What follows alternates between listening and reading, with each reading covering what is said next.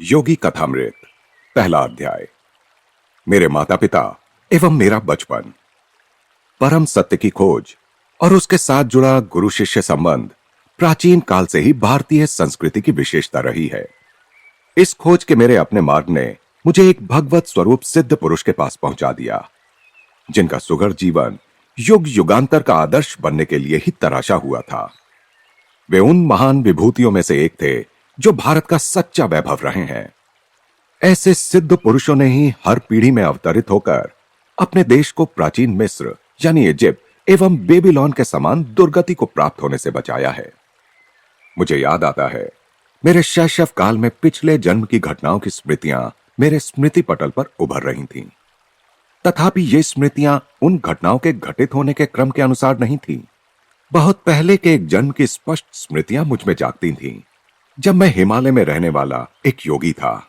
अतीत के इन झांकियों ने किसी अज्ञात कड़ी से जुड़कर मुझे भविष्य की भी झलक दिखाई। शिशु अवस्था की असहायता की अवमाननाओं की स्मृति मुझ में अभी भी बनी हुई है। चल फिर पाने में और अपनी भावनाओं को मुक्त रूप से व्यक्त कर पाने में असमर्थ होने के कारण मैं विक्षुब्ध रहता था। अपने शरीर की अक्षमताओं का भान होते ही प्रार्थना की लहरें मेरे भीतर उठने लगती थीं। मेरे व्याकुल भाव अनेक भाषाओं के शब्दों में मेरे मन में व्यक्त होते थे। विविध भाषाओं के आंतरिक संभ्रम के बीच मैं धीरे धीरे अपने लोगों के बंगाली शब्द सुनने का अभ्यस्त होता गया। यह थी शिशु मस्तिष्क की मन बहलाने की सीमा, जिसे बड़े लोग केवल खिलौनों और अंगूठा चूसने तक ही सीमित मानते हैं। इस मानसिक विक्षुब्धता और मेरा साथ न देने वाले शरीर के कारण कई बार मैं झल्लाकर आकुलता से रो पड़ता था। मेरी आकुलता पर परिवार में सबको होने वाला विस्मय मुझे याद है। सुखद स्मृतियां भी अनेक हैं। मेरी मां का दुलार और तुतलाने तथा लड़खड़ा के चलने के मेरे आरंभिक प्रयास। इन आरंभिक सफलताओं को सामान्यतः जल्दी ही भुला दिया जाता है, परंतु फिर भी ये आत्मविश्वास की स्वाभाविक आधारशिलाएं होती हैं। मेरी इन सुदूरगामी स्मृतियों का होना कोई अपूर्व बात नहीं है। अनेक योगियों के विषय में ज्ञात है कि उन्होंने जन्म मृत्यु के नाटकीय अवस्था परिवर्तन में भी अपने आत्मबोध को बनाए रखा। यदि मनुष्य केवल शरीर होता तो निसंशय उसकी मृत्यु के साथ ही उसका अस्तित्व समाप्त हो जाता। किंतु यदि युग युगांतर से सिद्ध महात्माओं ने सत्य प्रतिपादित किया है, तो मानव मूलतः अशरीरी सर्वव्यापी आत्मा है। शैशवावस्था की सुस्पष्ट स्मृतियों का होना विलक्षण तो है, किंतु ऐसी घटनाएं अति दुर्लभ भी नहीं। अनेक देशों में यात्रा करते हुए मैंने अनेक सत्यनिष्ठ स्त्री पुरुषों के मुख से उनकी शैशवावस्था की स्मृतियां सुनी हैं।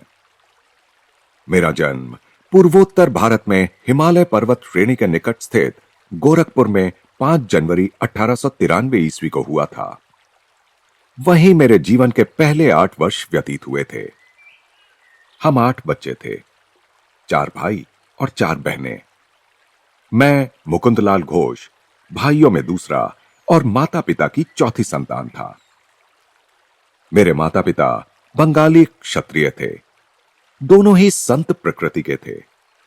उनके शांत एवं शालीन दाम्पत्य प्रेम में कभी कोई अनर्थक व्यवहार व्यक्त नहीं हुआ। माता पिता के बीच आपसी सामंजस्य चारों ओर चलने वाले 8 नन्हे जीवों के कोलाहल का शांत केंद्र था। मेरे पिता श्री भगवती चरण घोष स्वभाव से दयालु, गंभीर और कभी कभी कठोर थे। उनसे अत्यंत प्यार करते हुए भी हम बच्चे उनसे आदर युक्त दूरी बनाए रखते थे। वे असाधारण गणितज्ञ और तर्कशास्त्र वेत्ता थे और मुख्यतः अपनी बुद्धि से ही काम लेते थे। किंतु मां तो स्नेह की देवी थी और हमें केवल प्रेम के द्वारा ही सिखाती थी। मां के देहांत के पश्चात पिताजी अपनी आंतरिक कोमलता अधिक स्पष्ट रूप से व्यक्त करने लगे। तब मैंने देखा कि उनकी आंखों में प्रायः मेरी मां की आंखों की झलक दिखाई पड़ती थी। मां के सानिध्य में हम बच्चों का बचपन में ही धर्म ग्रंथों के साथ कटु मधुर परिचय हो गया। अनुशासन की आवश्यकता पड़ने पर मां रामायण और महाभारत से प्रसंगोचित कहानियां हमें सुनाती थीं। ऐसे अवसरों पर डांट और शिक्षा दोनों ही साथ साथ चलते थे। पिताजी के प्रति आदर के प्रतीक स्वरूप कार्यालय से उनके घर आने पर उनका स्वागत करने के लिए शाम में मां हम बच्चों को कपड़े आदि पहनाकर ध्यानपूर्वक तैयार करती थी। पिताजी भारत की तत्कालीन बड़ी कंपनियों में से एक बंगाल नागपुर रेलवे यानी बीएनआर में उपाध्यक्ष यानी वाइस प्रेसिडेंट के समकक्ष पद पर कार्यरत थे। यात्रा उनके कार्य का एक हिस्सा थी। हमारा परिवार मेरे बाल्यकाल में अनेक शहरों में रहा। मां गरीबों की सहायता के लिए सदा तत्पर रहती थी।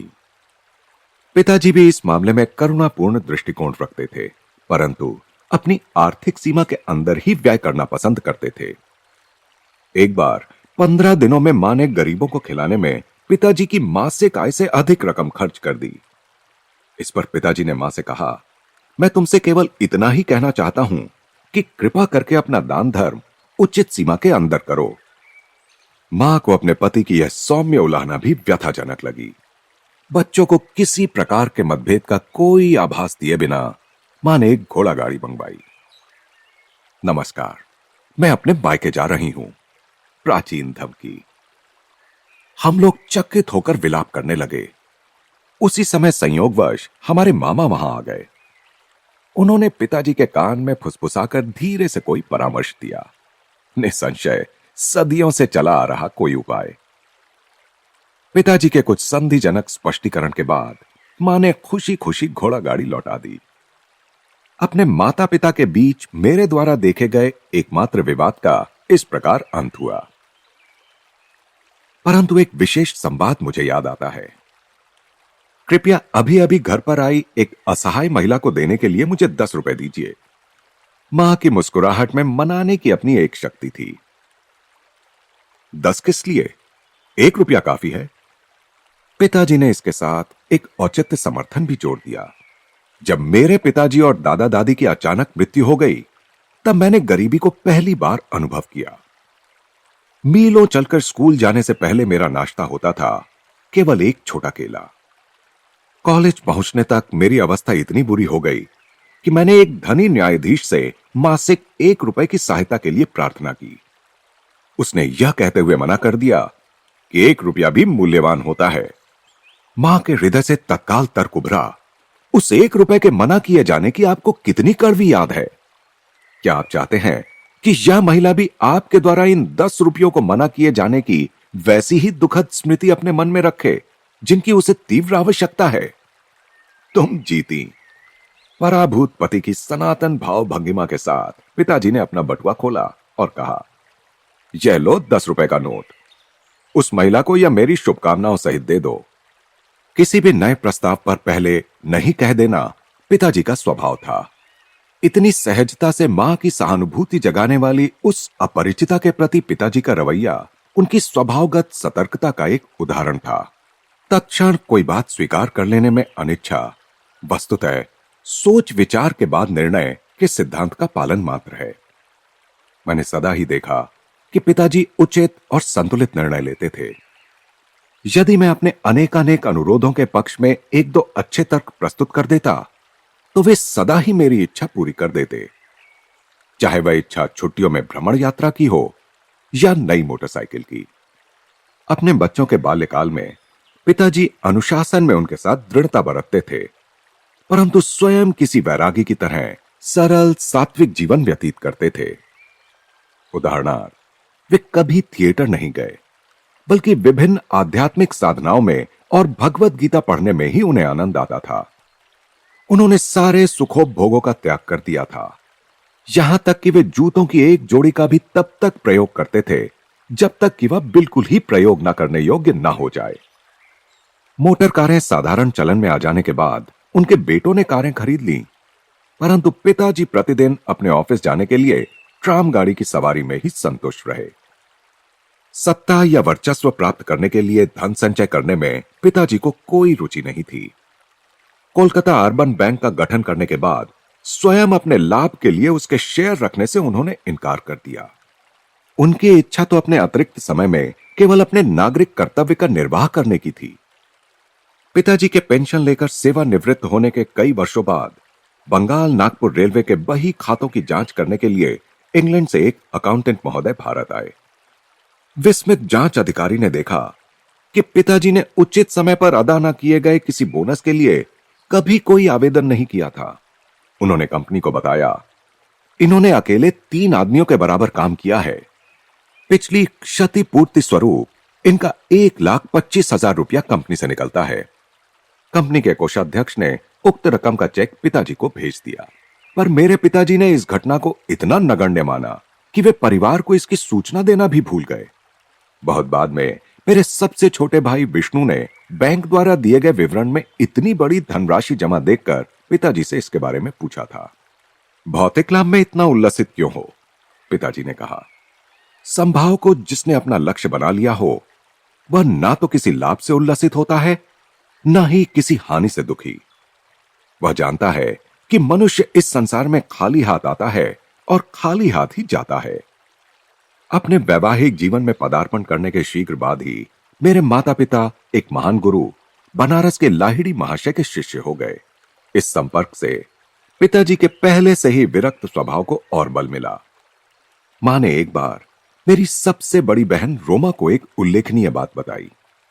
तुम्हारे पिताजी और मैं संतान प्राप्ति के लिए वर्ष में मात्र एक बार पति पत्नी के रूप में साथ सोते हैं। पिताजी लाहिड़ी महाशय से अविनाश बाबू के माध्यम से मिले थे।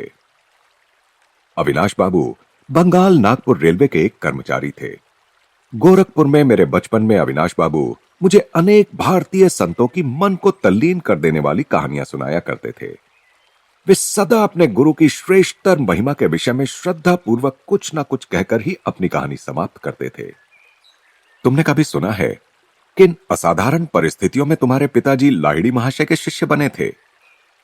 गर्मियों के मौसम में एक अलसाए दिन मैं और अविनाश बाबू मेरे घर के अहाते में बैठे थे। तब उन्होंने मेरी उत्सुकता जगाने वाला यह प्रश्न मुझसे किया। मैंने आशा भरी मुस्कुराहट के साथ ना में सिर हिलाया। तुम्हारे जन्म से कई वर्ष पहले मैंने अपने वरिष्ठ अधिकारी अर्थात तुम्हारे पिताजी से अपने गुरु का दर्शन करने बनारस जाने के लिए 1 सप्ताह की छुट्टी देने की याचना की, पर तुम्हारे पिताजी ने मेरी इच्छा का उपहास किया। उन्होंने कहा, क्या तुम धार्मिक कट्टरवादी बनना चाहते हो? यदि जीवन में आगे बढ़ना चाहते हो तो अपने काम पर ध्यान दो। झाड़ियों में से गुजरती एक पगडंडी से उस दिन उदास मन लिए मैं घर जा रहा था कि पालकी पर सवार तुम्हारे पिताजी से मेरी मुलाकात हो गई। उन्होंने पालकी और नौकरों को विदा कर दिया और मेरे साथ चलने लगे। मुझे सांत्वना देने के लिए वे सांसारिक सफलता के लिए प्रयास करने के लाभ मुझे समझाने लगे, पर मैं उनकी बातें बेमन होकर सुन रहा था। मेरा हृदय बार बार यही पुकार रहा था, लाहिड़ी महाशय, मैं आपके दर्शन के बिना जी नहीं सकता। हम लोग चलते चलते एक सुनसान मैदान के किनारे पहुंच गए, जहां सांध्यकालीन सूर्य की किरणें लहराती ऊंची जंगली घास पर चमक रही थी। हम लोग उस मनोरम दृश्य को देखने के लिए रुक गए। वहां उस मैदान में हमसे कुछ ही गज की दूरी पर मेरे महान गुरु अकस्मात प्रकट हो गए। उनका स्वर वातावरण में गूंज उठा। भगवती, तुम अपने कर्मचारी के प्रति अत्यंत कठोर हो। इसके साथ ही वे जिस रहस्यमय ढंग से प्रकट हुए थे उसी रहस्यमय ढंग से अंतर्धान हो गए। मैं जमीन पर घुटने टेककर लाहिड़ी महाशय पुकार रहा था। कुछ क्षणों के लिए तुम्हारे पिताजी स्तंभित हो गए। अविनाश, मैं न केवल तुम्हें छुट्टी दे रहा हूं, बल्कि वाराणसी जाने के लिए मैं स्वयं भी छुट्टी ले रहा हूं। तुम्हारी सहायता करने के लिए जब चाहे अपनी इच्छा के अनुसार प्रकट होने की शक्ति रखने वाले इन महान लाहिड़ी महाशय के दर्शन मुझे करने ही होंगे। मैं अपनी पत्नी को भी साथ लूंगा और इन महान गुरु से प्रार्थना करूंगा कि वे हमें अपने आध्यात्मिक पथ में दीक्षित करें। क्या तुम हम दोनों को उनके पास ले चलोगे? अवश्य। अपनी प्रार्थना के इस चमत्कारपूर्ण उत्तर को पाकर और घटनाओं के इतने शीघ्र अनुकूल मोड़ लेने पर मेरा मन आनंद से गदगद हो उठा था। अगले दिन शाम को तुम्हारे माता पिता और मैं रेलगाड़ी से वाराणसी के लिए चल पड़े। अगले दिन हम लोग वहां पहुंचे तो कुछ दूर तक घोड़ागाड़ी से गए और फिर तंग गलियों में से चलते हुए मेरे गुरु के घर पहुंचे। उनका घर आसानी से दिखाई नहीं पड़ता था। उनकी छोटी सी बैठक में प्रवेश करने पर वहां हमेशा की तरह पद्मासन में बैठे हुए गुरुदेव को हमने प्रणाम किया। उन्होंने अपनी हृदय वेदी आंखें झपकाईं और उन्हें तुम्हारे पिताजी पर स्थिर कर दिया। भगवती, तुम अपने कर्मचारी के प्रति अत्यंत कठोर हो। 2 दिन पहले घास भरे मैदान में कहे हुए वही शब्द उन्होंने फिर से दोहराए। फिर उन्होंने आगे कहा, मुझे खुशी है कि तुमने अविनाश को आने की अनुमति दी और साथ में तुम भी अपनी पत्नी को साथ लेकर यहां आ गए। तुम्हारे माता पिता को अत्यंत आनंद हुआ कि गुरुदेव ने उन्हें क्रिया योग की दीक्षा दी। उस पवित्र दर्शन के अविस्मरणीय दिन से ही तुम्हारे पिताजी और मैं गुरु भाई के रिश्ते से घनिष्ठ मित्र रहे हैं। लाहिड़ी महाशय ने तुम्हारे जन्म में विशेष रुचि दिखाई थी। तुम्हारा जीवन निश्चय ही स्वयं उनके जीवन के साथ जुड़ा रहेगा। गुरुदेव का आशीर्वाद कभी निष्फल नहीं होता। मेरे जन्म के थोड़े ही दिन बाद लाहिड़ी महाशय ने इस जगत से प्रस्थान कर लिया। पिताजी का जहां जहां भी स्थानांतरण होता था, वहां वहां लाहिड़ी महाशय की एक सुंदर अलंकृत फ्रेम में सजी हुई फोटो हमारे पूजा घर में देवताओं के चित्रों और मूर्तियों के साथ विराजमान रहती थी। लगभग रोज ही सुबह और शाम को मां और मैं उस पूजा वेदी के सामने ध्यान लगाकर बैठते थे और चंदन से पुष्प अर्पण करते थे। धूप और गुग्गल के साथ साथ अपनी संयुक्त भक्ति द्वारा हम उस ईश्वरत्व की पूजा करते थे जो लाहिड़ी महाशय में पूर्णतः अभिव्यक्त हुआ था। उनकी उस फोटो का मेरे जीवन पर जबरदस्त प्रभाव पड़ा। जैसे जैसे मैं बड़ा होता गया, वैसे वैसे मेरे मन में उस महान गुरु का विचार अधिक दृढ़ होता गया। ध्यान में प्रायः मैं देखता कि उनकी छवि उस छोटे से फ्रेम से बाहर आ गई है और जीवित रूप धारण कर मेरे सामने बैठ गई है। जब मैं उनके ज्योतिर्मय शरीर के चरणों का स्पर्श करने का प्रयास करता, तब वे बदलकर पुनः चित्र बन जाते। जब मैंने बाल्यावस्था से किशोरावस्था में प्रवेश किया, तो देखा कि फ्रेम में जकड़ी लाहिड़ी महाशय की छोटी सी छवि मेरे मन में जीवित ज्ञान प्रदायिनी उपस्थिति बनकर विराजमान हो चुकी है। किसी उलझन या परीक्षा की घड़ी में मैं प्रायः उनसे प्रार्थना करता और अपने अंतर में उनका सांत्वनादायक मार्गदर्शन पाता। पहले पहले तो मुझे दुख होता था कि वे शारीरिक रूप में जीवित नहीं थे, किंतु जैसे जैसे मुझे उनकी गुप्त सर्वव्यापकता का पता चलता गया, वैसे वैसे मेरा दुख कम होता गया। अपने उन शिष्यों को जो उनके दर्शन के लिए अति लालायित रहते थे, वे प्रायः लिखा करते थे, जब मैं सदा तुम्हारे कूटस्थ यानी दिव्य दृष्टि की पहुंच में हूं, तो मेरे अस्थि मांस को देखने के लिए आने की क्या आवश्यकता है। लगभग 8 वर्ष की आयु में मुझे लाहिड़ी महाशय की फोटो के माध्यम से चमत्कारी स्वास्थ्य लाभ का आशीर्वाद प्राप्त हुआ। इस अनुभव ने मेरे प्रेम को और भी अधिक उत्कट कर दिया। जब मैं बंगाल के इच्छापुर में अपने पारिवारिक घर में रह रहा था, तब मुझे हैजा हो गया। मेरे बचने की कोई आशा नहीं रही। डॉक्टर कुछ भी नहीं कर पा रहे थे। मेरे बिस्तर के पास बैठी मां ने भाव विह्वलता के अतिरेक के साथ मेरे सिर के ऊपर टंगी लाहिड़ी महाशय की फोटो की ओर देखने का मुझे इशारा किया।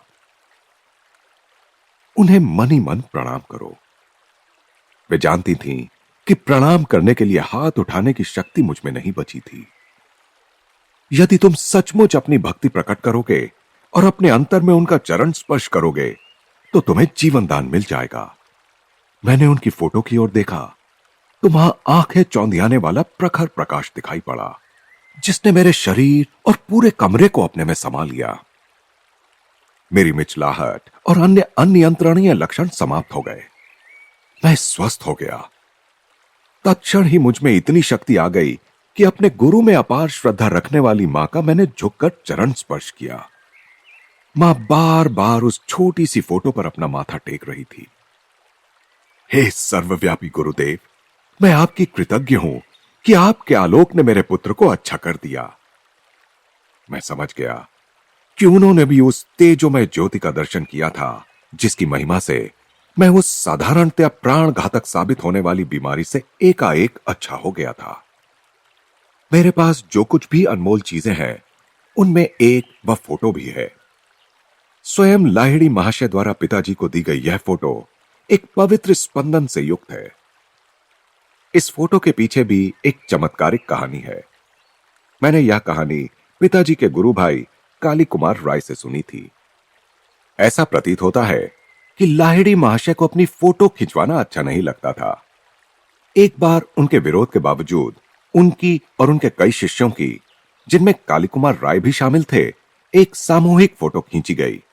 पर उस समय फोटोग्राफर के आश्चर्य की सीमा न रही जब उसने देखा कि उस फोटो में सब शिष्यों के चित्र तो एकदम स्पष्ट दिखाई दे रहे थे, परंतु बीच में जहां उसने लाहिड़ी महाशय का चित्र होने की सार्थक आशा की थी, वहां कोई आकृति नहीं थी।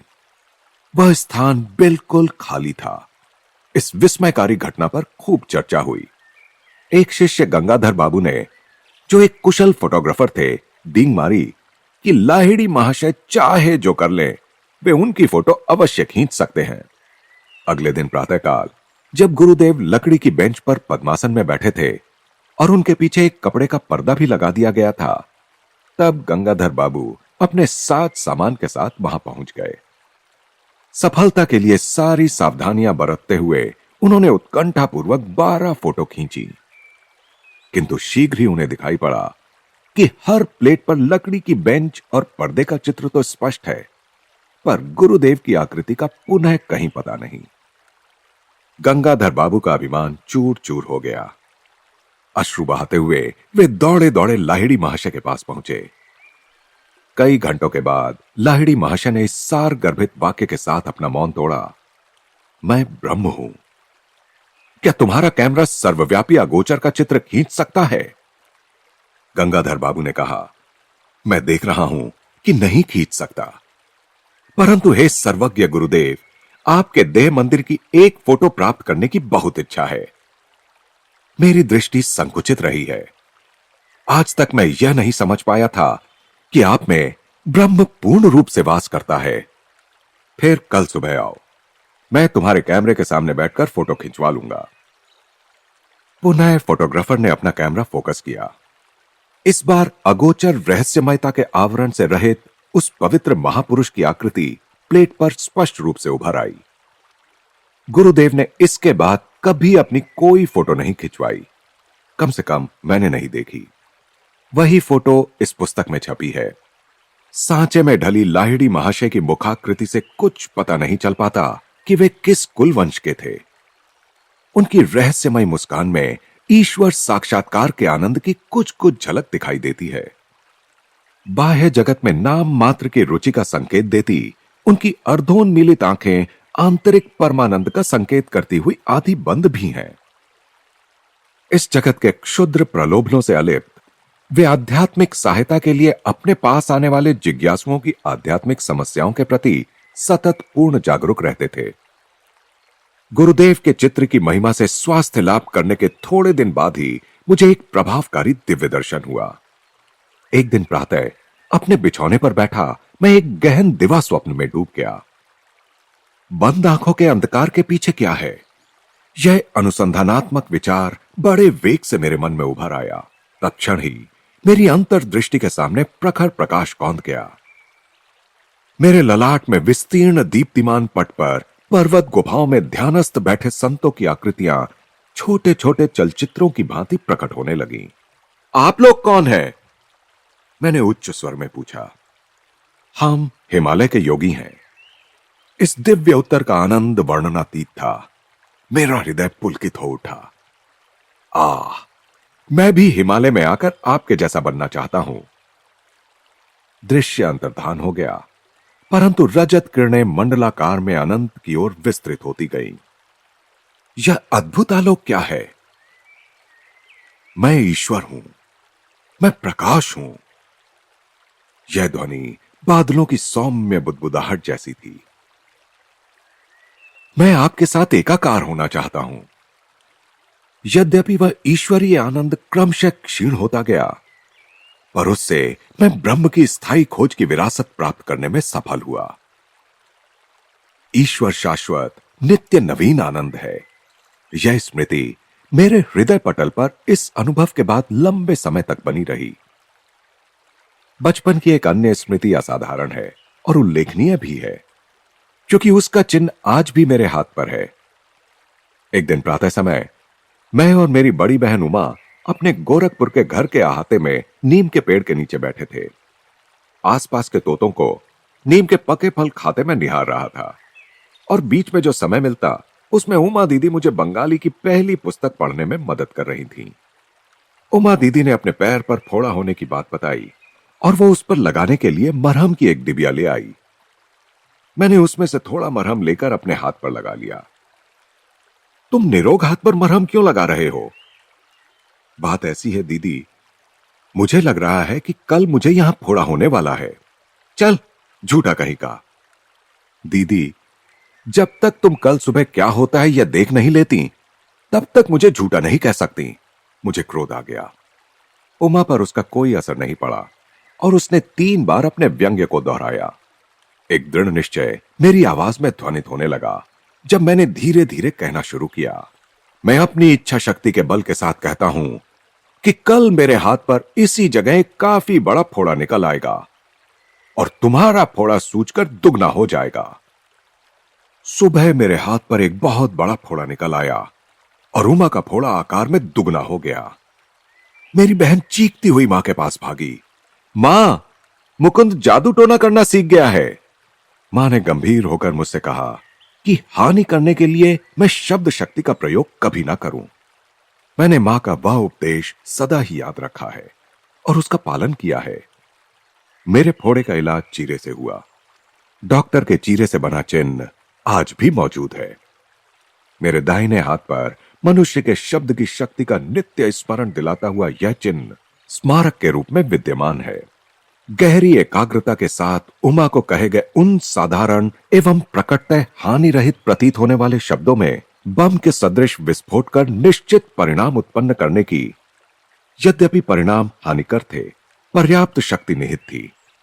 बाद में मेरी समझ में आया कि किसी के जीवन को संकट से बचाने के लिए वाणी की विस्फोटक स्पंदन शक्ति का सदुपयोग किया जा सकता है और इस प्रकार बिना चिन्ह या कष्ट रहित शल्य चिकित्सा की जा सकती है।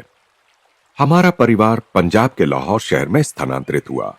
वहां मैंने देवी काली के रूप में जगन माता का एक चित्र प्राप्त किया। हमारे घर की बालकनी में इस चित्र का अनौपचारिक मंदिर बना।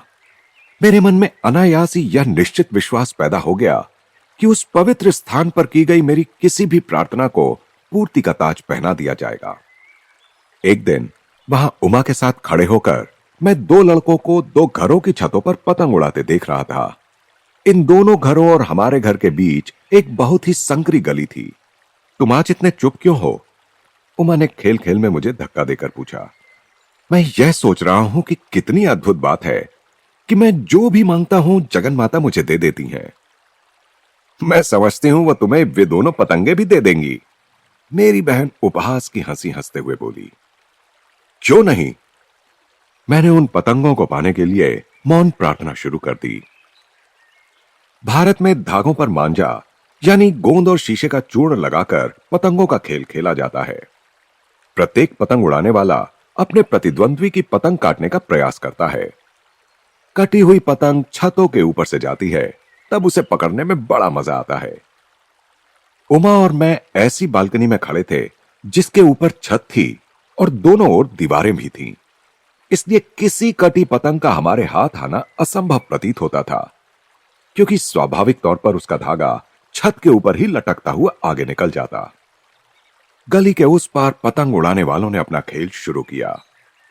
एक धागा कट गया। तत्क्षण ही पतंग मेरी दिशा में लपकी। अचानक हवा बंद हो जाने के कारण वह पतंग एक क्षण के लिए स्थिर हो गई और इसी बीच उसका धागा सामने वाले घर के ऊपर उगे नागफनी के एक पौधे में उलझ गया। मेरे पकड़ने के लिए एक पूरा फंदा बन गया। मैंने यह पुरस्कार उमा को सौंप दिया। यह तो केवल एक असाधारण संयोग था, न कि तुम्हारी प्रार्थना का उत्तर। यदि वह दूसरी पतंग भी तुम्हारे पास आ जाए तो मैं मानूंगी। दीदी की काली आंखों से उनके शब्दों की अपेक्षा कहीं अधिक विस्मय प्रकट हो रहा था। मैंने तीव्रता से अपनी प्रार्थनाएं जारी रखीं। उस दूसरे पतंग उड़ाने वाले के जोर से झटका मारने के कारण उसका धागा भी टूट गया। हवा में नाचती हुई पतंग मेरी ओर आने लगी। मेरे सहायक नागफनी के पौधे ने फिर से धागे को उलझाकर आवश्यक फंदा बना दिया ताकि मैं उसे पकड़ सकूं। मैंने अपना यह दूसरा पुरस्कार भी उमा को भेंट कर दिया। सचमुच जगन माता तुम्हारी प्रार्थना सुनती हैं। यह सब मेरे लिए विलक्षण है। दीदी भयभीत मृगशावक की भांति भाग गई। दूसरा अध्याय, मां का देहांत और अलौकिक तावीज। मेरी मां की सबसे बड़ी इच्छा मेरे बड़े भाई के विवाह की थी। आहा, जब मैं अनंत की पत्नी का मुख देखूंगी तब मुझे इस धरती पर ही स्वर्ग मिल जाएगा। इन शब्दों में मां को अपने वंश को आगे चलाने की प्रबल भारतीय भावना व्यक्त करते मैं प्रायः सुनता था। अनंत की सगाई के समय मैं लगभग 11 वर्ष का था। मां कोलकाता में अत्यंत उल्लास से विवाह की तैयारियों में जुटी हुई थी। केवल पिताजी और मैं ही उत्तरी भारत में स्थित बरेली में अपने घर में रह गए थे, जहां लाहौर में 2 वर्ष रहने के बाद पिताजी का स्थानांतरण हो गया था। इसके पूर्व मैं अपनी 2 बड़ी बहनों रमा और उमा के विवाहों का ठाट बाट देख चुका था, किंतु घर में सबसे बड़ा पुत्र होने के नाते अनंत के विवाह की तैयारियां तो और भी बड़े स्तर पर हो रही थीं। मां प्रतिदिन दूर दूर से कोलकाता पहुंचते सगे संबंधियों की आवभगत करने में व्यस्त थी। मां ने 50 एमहर्स्ट स्ट्रीट में लिए गए एक नए विशाल घर में उन सबके आराम पूर्वक ठहरने की व्यवस्था की थी। सारी तैयारियां पूरी हो चुकी थी।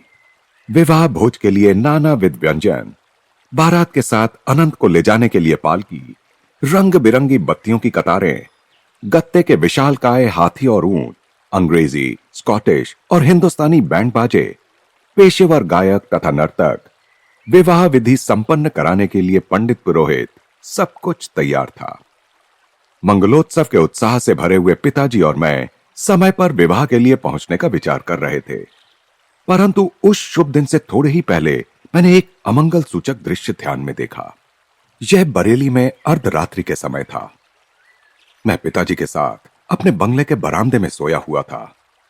पलंग पर लगी मच्छरदानी की विचित्र फड़फड़ाहट की सी ध्वनि से मेरी नींद खुल गई।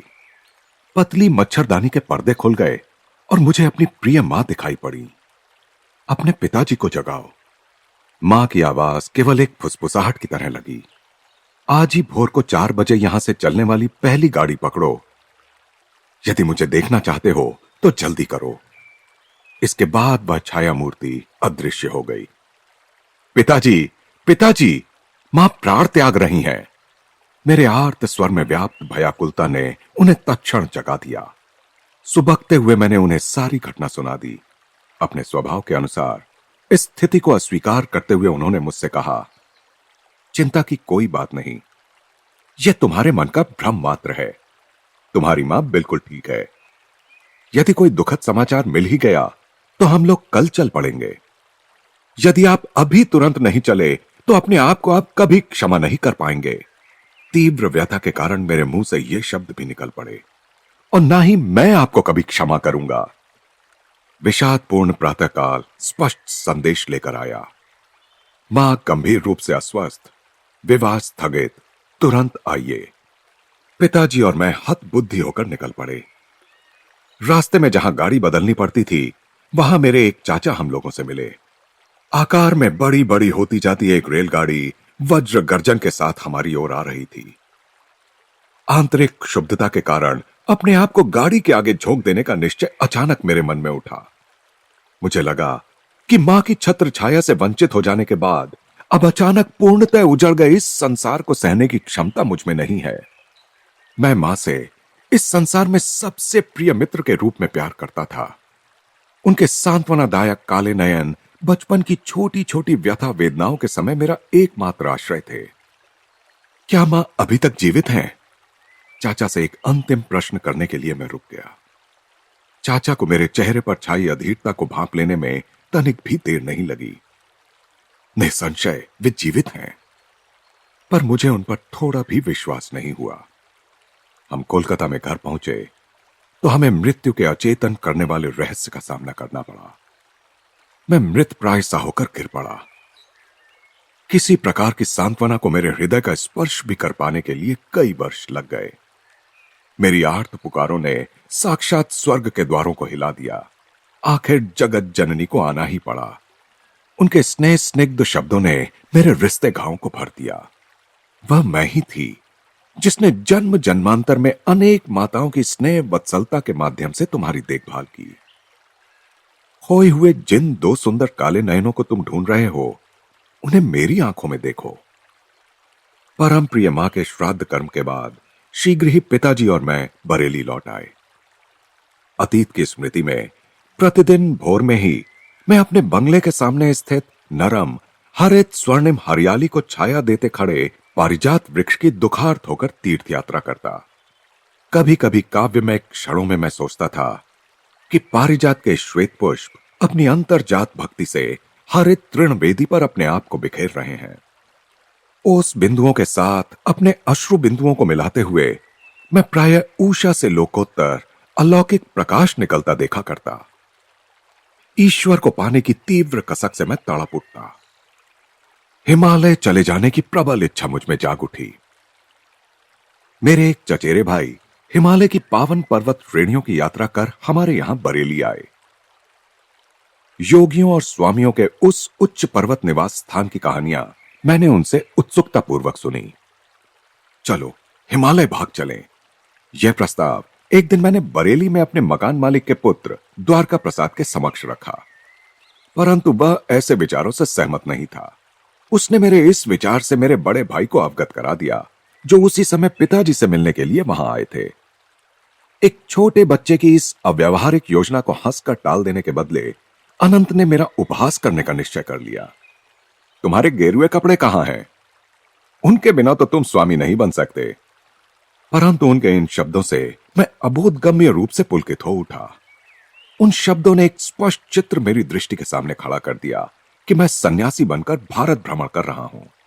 शायद उन शब्दों ने किसी पूर्व जन्म की स्मृतियों को जगा दिया था। चाहे जो बात हो, पर मुझे यह तो पता चल गया कि प्राचीन सन्यास परंपरा का गेरुआ वस्त्र मैं अत्यंत स्वाभाविक सहजता के साथ धारण कर सकूंगा। एक दिन द्वारका के साथ बातचीत करते हुए मैंने अनुभव किया कि हिमस्खलन के समान प्रचंड वेग से ईश्वर प्रेम की धारा मुझ में उतर रही है। इसके फलस्वरूप शब्दों का जो धारा प्रवाह मुझसे बहने लगा, उसकी ओर द्वारका का तो विशेष ध्यान नहीं था, पर मैं पूरे मन से अपने आप को सुन रहा था। उसी दिन दोपहर को मैं हिमालय की तलहटी में स्थित पहाड़ियों में बसे नैनीताल की ओर भाग गया। अनंत ने भी दृढ़ संकल्प के साथ मेरा पीछा किया और विवश होकर मुझे दुखी अंतःकरण के साथ बरेली वापस आना पड़ा। मुझे केवल एक ही तीर्थ यात्रा करने की अनुमति थी, और वह थी प्रतिदिन प्रातः की पारिजात वृक्ष की तीर्थ यात्रा। मेरा हृदय अपनी खोई हुई दोनों माताओं के लिए मूक रुदन करता रहा। एक मानवी माता, दूसरी जगन माता। मां के स्वर्गवास से परिवार में जो रिक्तता उत्पन्न हो गई, वह कभी भरी नहीं जा सकती थी। अपने जीवन के लगभग 40 शेष वर्षों में पिताजी ने दूसरा विवाह नहीं किया। अपने बाल वृंद के माता पिता की कठिन भूमिका उन्होंने स्वयं ही स्वीकार कर ली, और इसके निर्वाह में वे हमारे साथ अधिक कोमल हृदय, अधिक मिलनसार बन गए। शांति और सूझबूझ के साथ ही वे विभिन्न पारिवारिक समस्याओं को हल करते। कार्यालय से आने के पश्चात वे किसी विरक्त की भांति अपने कक्ष में चले जाते और आनंदपूर्ण प्रशांति में क्रिया योग का अभ्यास करते। मां के स्वर्गवास के बहुत समय बाद मैंने ऐसी छोटी छोटी बातों का ध्यान रखने के लिए एक अंग्रेज परिचारिका को रखने का प्रयास किया, ताकि पिताजी को कुछ आराम मिल सके। परंतु पिताजी ने सिर हिला हिलाकर अपनी असहमति प्रकट की। तुम्हारी मां के साथ ही मेरी सेवा का अंत हो गया। आजीवन एक पत्नी परायणता के भाव में उनकी आंखें खो गईं। मैं किसी भी अन्य स्त्री की सेवा ग्रहण नहीं करूंगा। मां के गुजर जाने के 14 महीने बाद मुझे ज्ञात हुआ कि वह मेरे लिए एक महत्वपूर्ण संदेश छोड़ गई हैं। उनके अंतिम समय अनंतदा उनके पास उपस्थित थे और उन्होंने उनके शब्दों को लिख लिया था। यद्यपि मां ने वह संदेश मुझे 1 वर्ष में दिए जाने का निर्देश दिया था, तथापि मेरे भाई ने उसमें विलंब कर दिया था।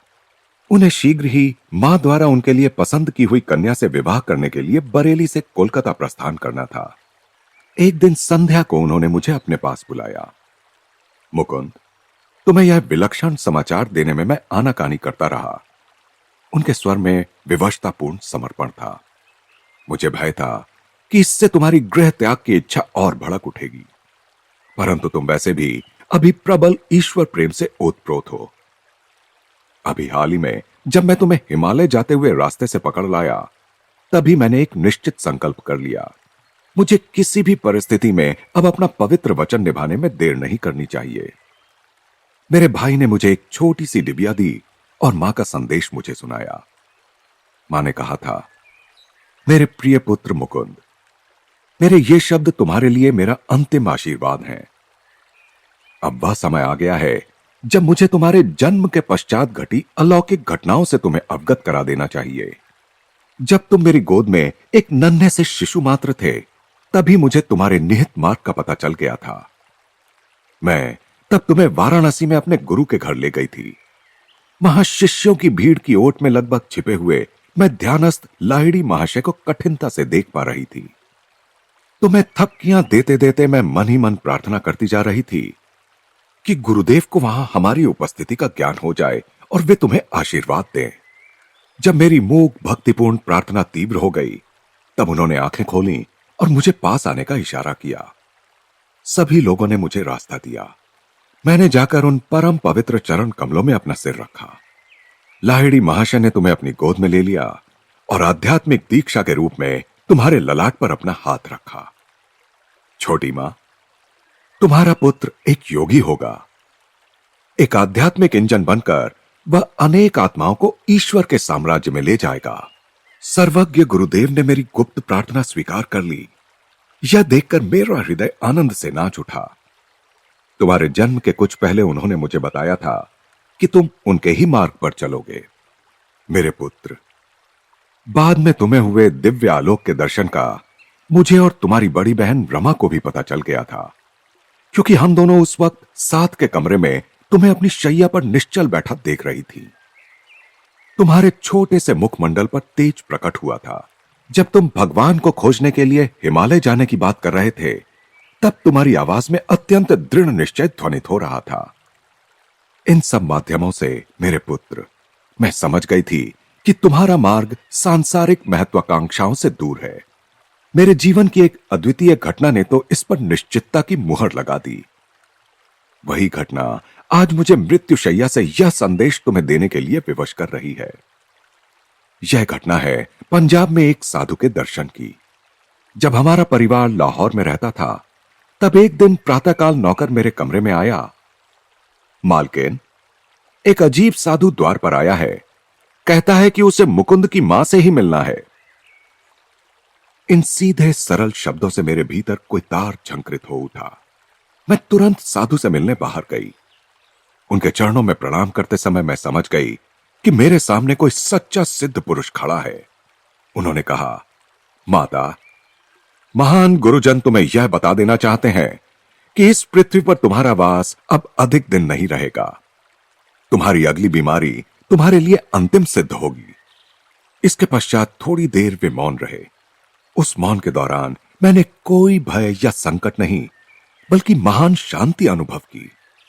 अंततः वे फिर कहने लगे, तुम्हें अपने पास अमानत के रूप में रखने के लिए चांदी का एक ताबीज दिया जाएगा। वह आज मैं तुम्हें नहीं दूंगा। मेरे कथन को सत्य प्रमाणित करने के लिए कल जब तुम ध्यान कर रही होगी, तब वह तुम्हारे हाथों में मूर्त रूप धारण कर लेगा।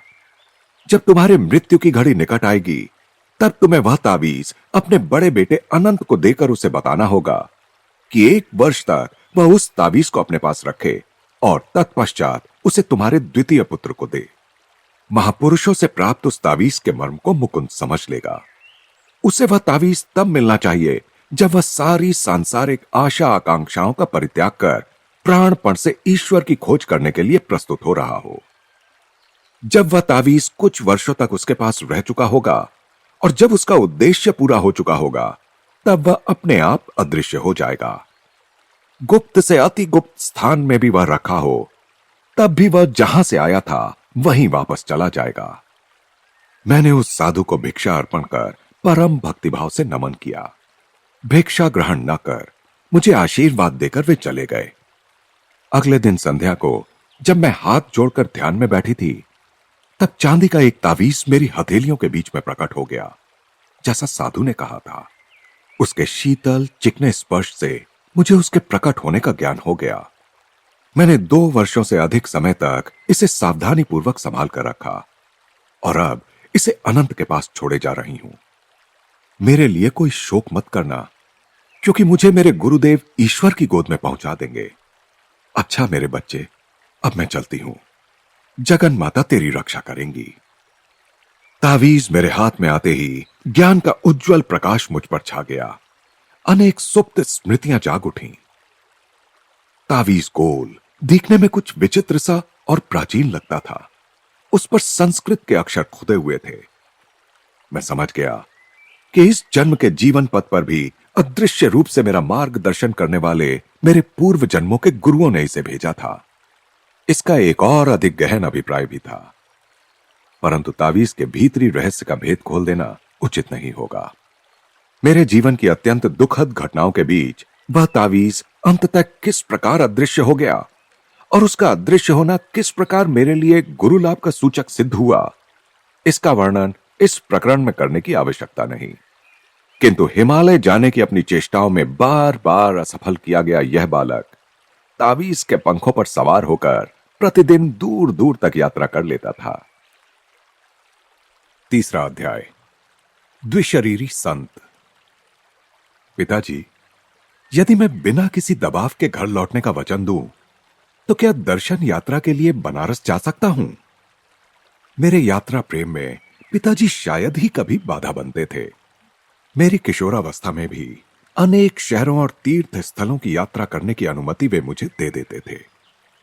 साधारणतया मेरे साथ मेरे एक या अधिक मित्र होते। पिताजी द्वारा प्रदत्त प्रथम श्रेणी के पासों पर हम लोग आराम पूर्वक यात्रा करते।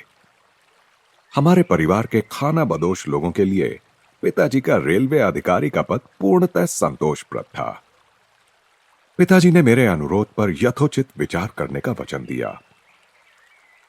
दूसरे दिन मुझे अपने पास बुलाकर उन्होंने बरेली से बनारस जाने आने का एक पास, 1 रुपए के कुछ नोट और 2 पत्र देते हुए कहा, मुझे बनारस के अपने मित्र केदारनाथ बाबू को एक कार्य के विषय में कुछ प्रस्ताव भेजना है।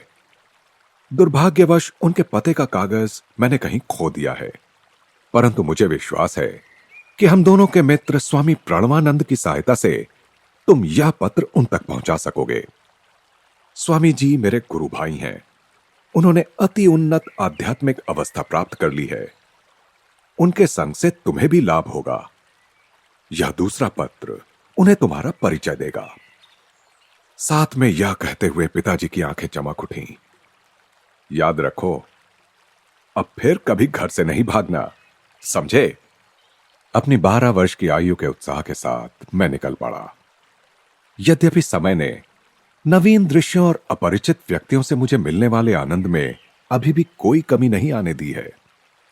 बनारस पहुंचते ही मैं सीधे स्वामी जी के निवास स्थान की ओर चल पड़ा।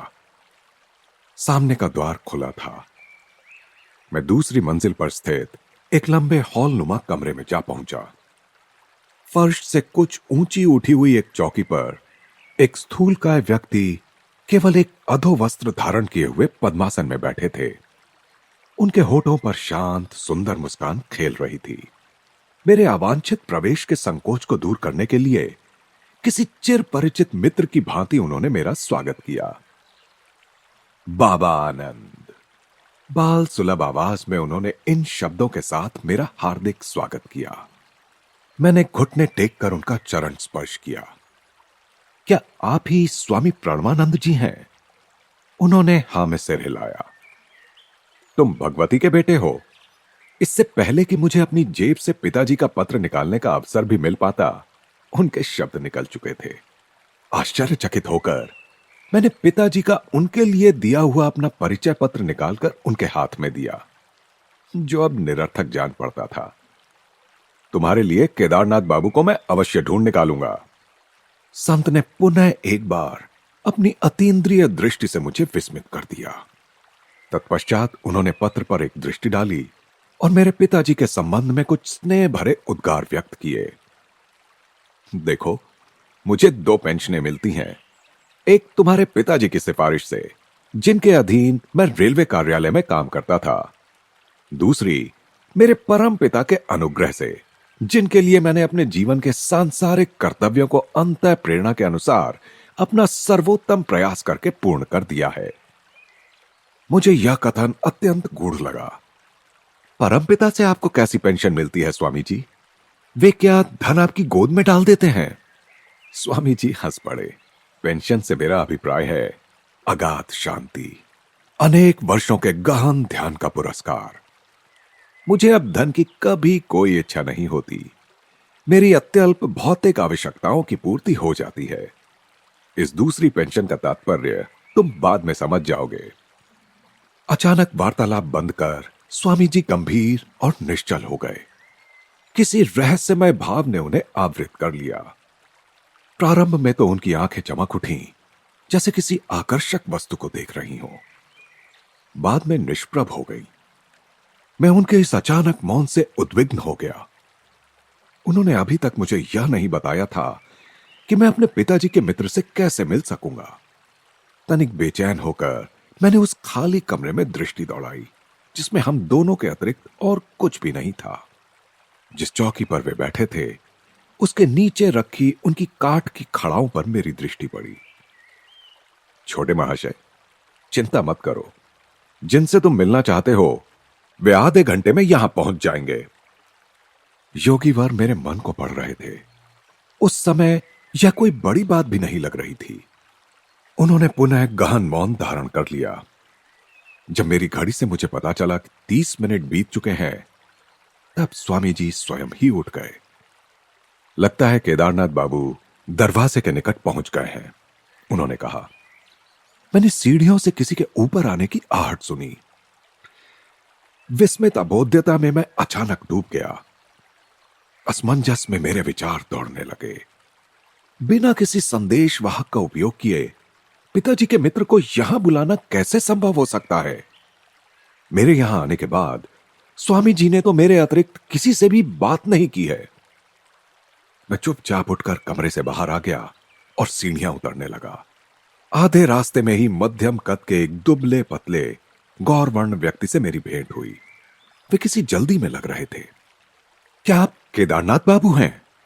मेरी आवाज में उत्तेजना स्पष्ट थी।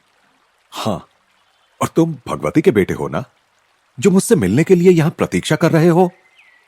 वे मित्रतापूर्ण ढंग से मुस्कुराए। महाशय, पर आप यहां कैसे आए?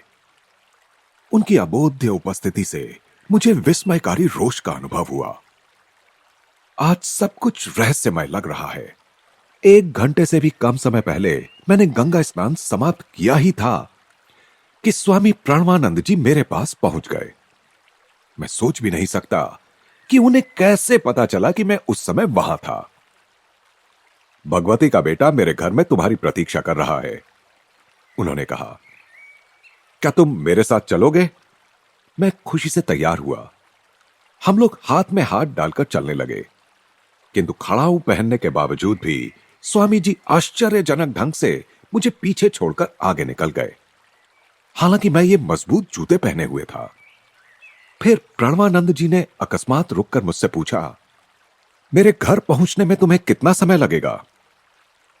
लगभग आधा घंटा। मुझे अभी कुछ और काम है। उन्होंने एक रहस्यमय दृष्टि मुझ पर डाली। अब मुझे तुम्हें पीछे छोड़कर जाना होगा। तुम सीधे मेरे घर पहुंच जाओ, जहां मैं और भगवती का बेटा तुम्हारी प्रतीक्षा कर रहे होंगे। मैं उनसे कुछ कह सकूं इससे पहले ही वे तेजी से मेरे पास से निकल गए और भीड़ में अदृश्य हो गए। मैं जितना तेज चल सकता था उतना तेज चलकर यहां पहुंचा हूं। केदारनाथ बाबू के इस कथन से मैं और भी हतबुद्धि हो गया। मैंने उनसे पूछा कि वे स्वामी जी को कब से जानते थे। पिछले वर्ष तो हमारी कुछ मुलाकातें हुई थी, पर हाल में कभी भेंट नहीं हुई। आज पुनः स्नान घाट पर उनसे मिलकर मुझे बहुत खुशी हुई। मुझे अपने कानों पर विश्वास नहीं हो रहा है। मेरा दिमाग तो नहीं फिर रहा है। क्या आप उनसे मनः दृष्टि में मिले थे या वास्तव में देखा था? उनके हाथ का स्पर्श किया था और उनकी पदचाप सुनी थी? तुम कहना क्या चाहते हो? गुस्से से उनका चेहरा तमतमा गया। मैं तुमसे झूठ नहीं बोल रहा हूं। क्या तुम यह नहीं समझ पा रहे हो कि केवल स्वामी जी के द्वारा ही तो मुझे पता चल सकता था कि तुम यहां मेरी प्रतीक्षा कर रहे हो? पर यह देखिए, मैं 1 घंटा पहले यहां आया और तब से अब तक स्वामी प्रणवानंद जी एक क्षण के लिए भी मेरी दृष्टि से ओझल नहीं हुए। मैंने सारी कहानी उन्हें सुना दी और स्वामी जी और मेरे बीच का वार्तालाप भी उनके सामने दोहरा दिया। उनकी आंखें फैल गईं। हम लोग इस भौतिक युग में जी रहे हैं या स्वप्न देख रहे हैं?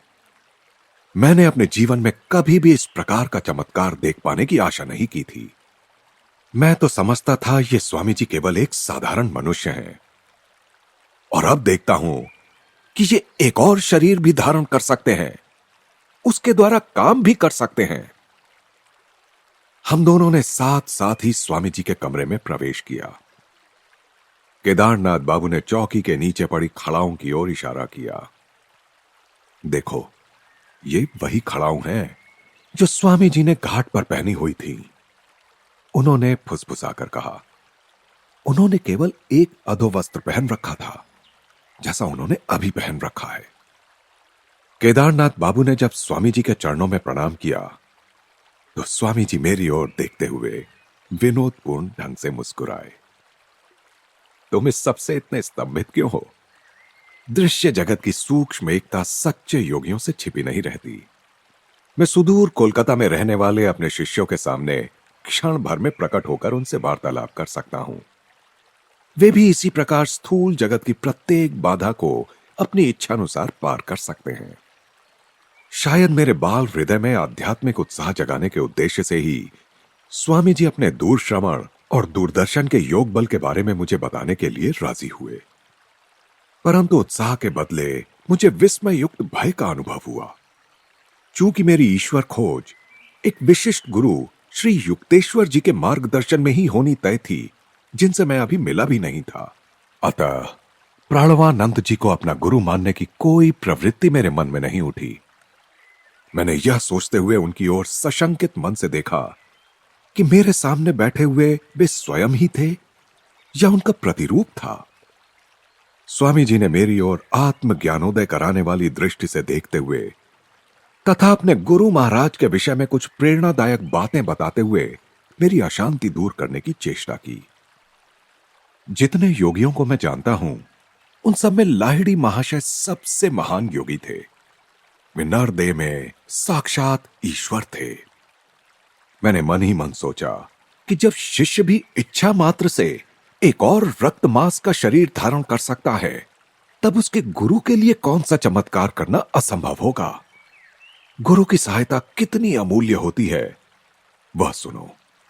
मैं गुरुदेव के एक अन्य शिष्य के साथ नित्य रात को 8 घंटे ध्यान किया करता था। दिन में हम दोनों रेलवे कार्यालय में काम करते थे।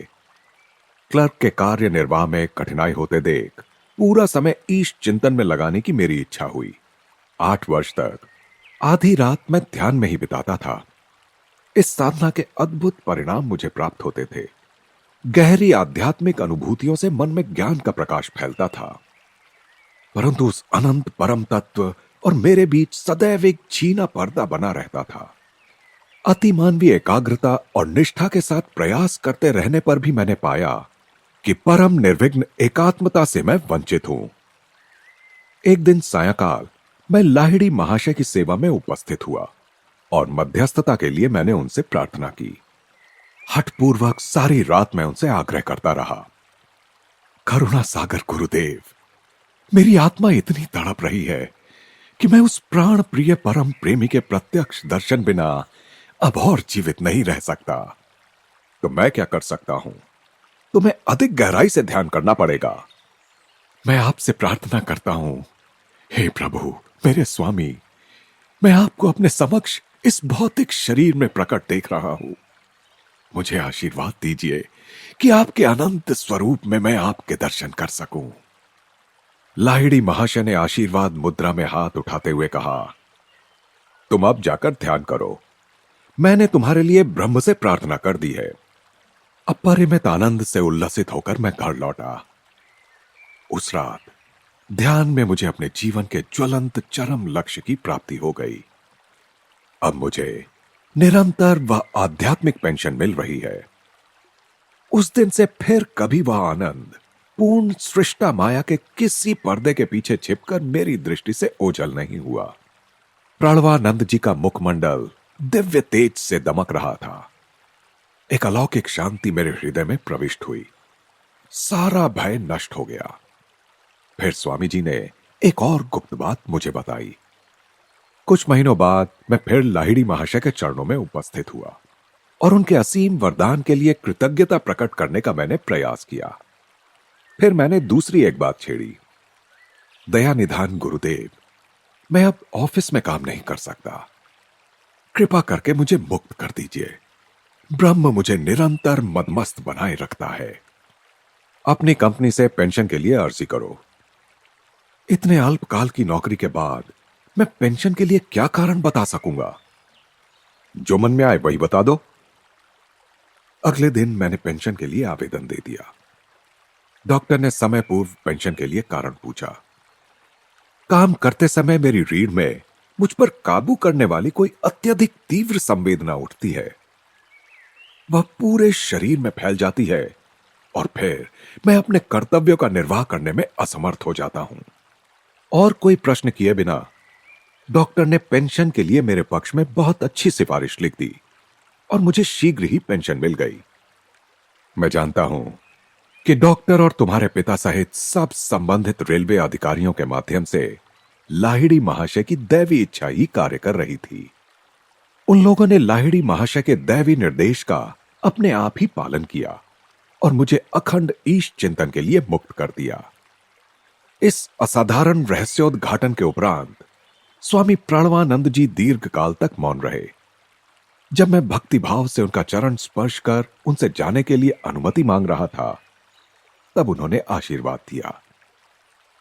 तुम्हारा जीवन संन्यास और योग मार्ग के लिए है।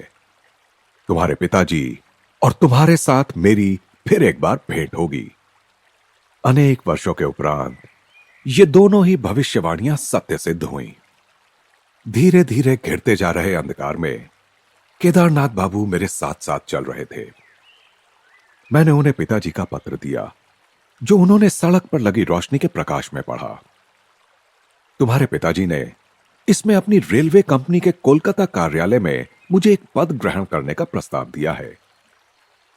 स्वामी प्रणवानंद जी को मिलने वाली पेंशनों में से कम एक पेंशन का अधिकारी हो पाना कितना सुखद होता, परंतु यह असंभव है।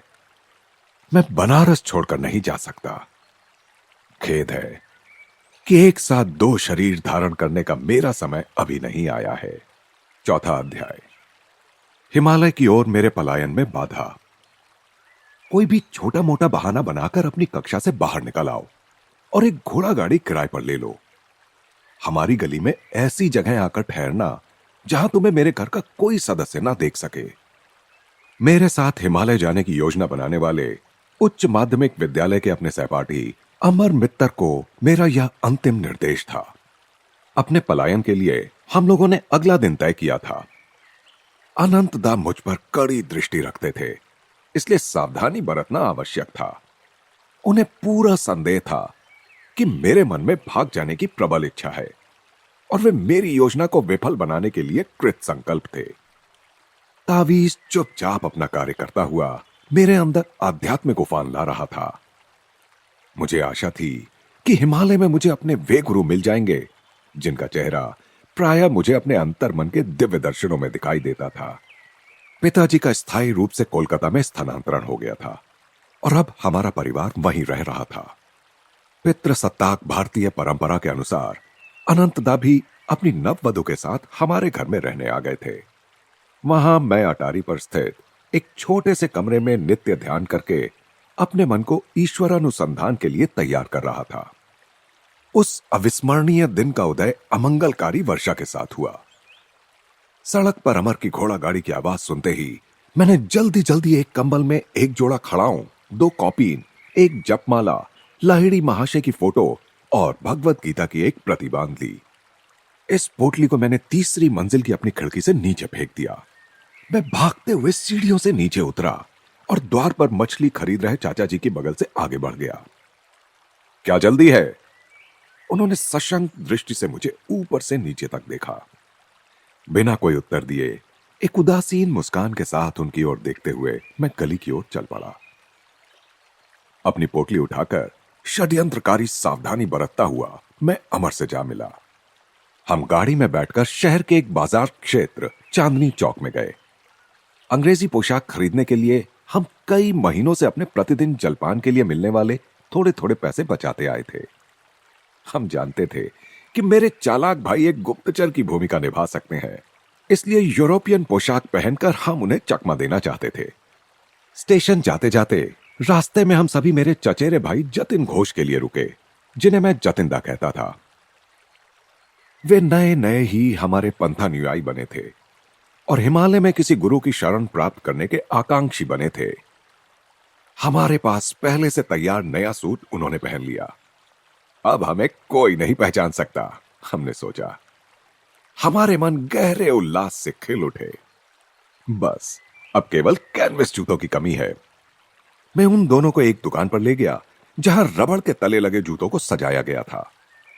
ऐसी पवित्र यात्रा में जीव हत्या द्वारा प्राप्त हुई चमड़े की चीजें नहीं ले जानी चाहिए।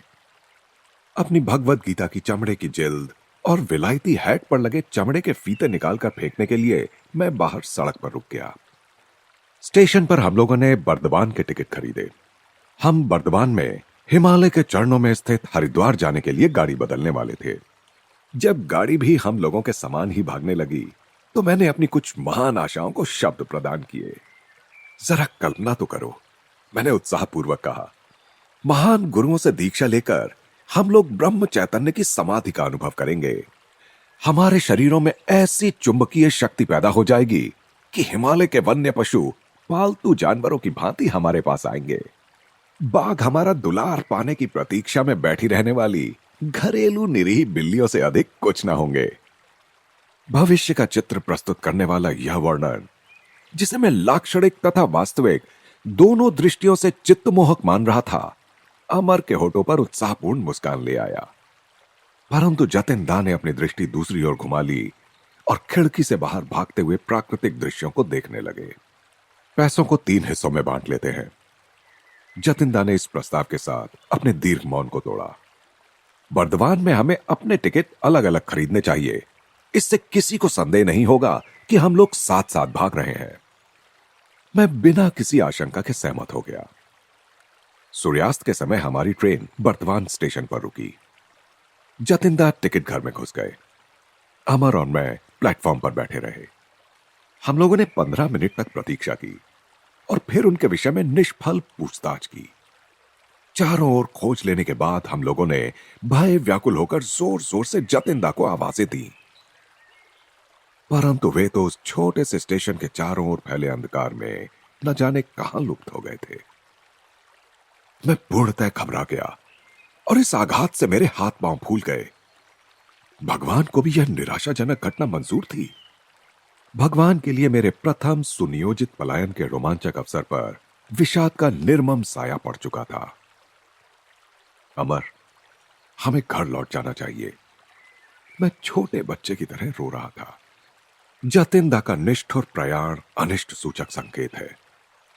विफल होना ही इस यात्रा की नियति है। यही है तुम्हारा ईश्वर प्रेम। एक विश्वासघाती साथी के रूप में ली गई छोटी सी परीक्षा को भी तुम सह नहीं सकते। अमर द्वारा इसे ईश्वरीय परीक्षा बताए जाने पर मेरा मन शांत हुआ। हमने बर्दवान के सुविख्यात सीता भोग और मोतीचूर का नाश्ता किया। कुछ ही घंटों में हम बरेली होकर हरिद्वार जाने वाली गाड़ी में बैठ गए। अगले दिन मुगल सराय में गाड़ी बदलते हुए जब हम प्लेटफॉर्म पर प्रतीक्षा कर रहे थे, तब हमने एक महत्वपूर्ण विषय पर विचार विमर्श किया। अमर, संभव है कि शीघ्र ही हमें रेलवे अधिकारियों की गहरी पूछताछ का सामना करना पड़े। मैं अपने भाई की चतुरता को कम महत्व नहीं देता। परिणाम चाहे जो भी हो, मैं झूठ नहीं बोलूंगा। मुकुंद, मेरा तुमसे इतना ही अनुरोध है कि तुम चुप रहना। मैं जब उनसे बात करूं तो तुम मुस्कुराना या हंसना नहीं। इतने में ही एक यूरोपियन रेलवे अधिकारी मेरे पास आया। उसने एक तारपत्र हिलाकर मुझे दिखाया, जिसका आशय मैं तुरंत समझ गया। क्या तुम लोग गुस्से में घर से भाग रहे हो? जी नहीं। मैं प्रसन्न था कि उसके चुने हुए शब्दों ने मुझे सुस्पष्ट उत्तर देने की अनुमति दे दी। मैं जानता था कि क्रोध नहीं बल्कि दैवी वैराग्य मेरे इस अस्वाभाविक व्यवहार का कारण था। फिर वह अधिकारी अमर की ओर मुड़ा।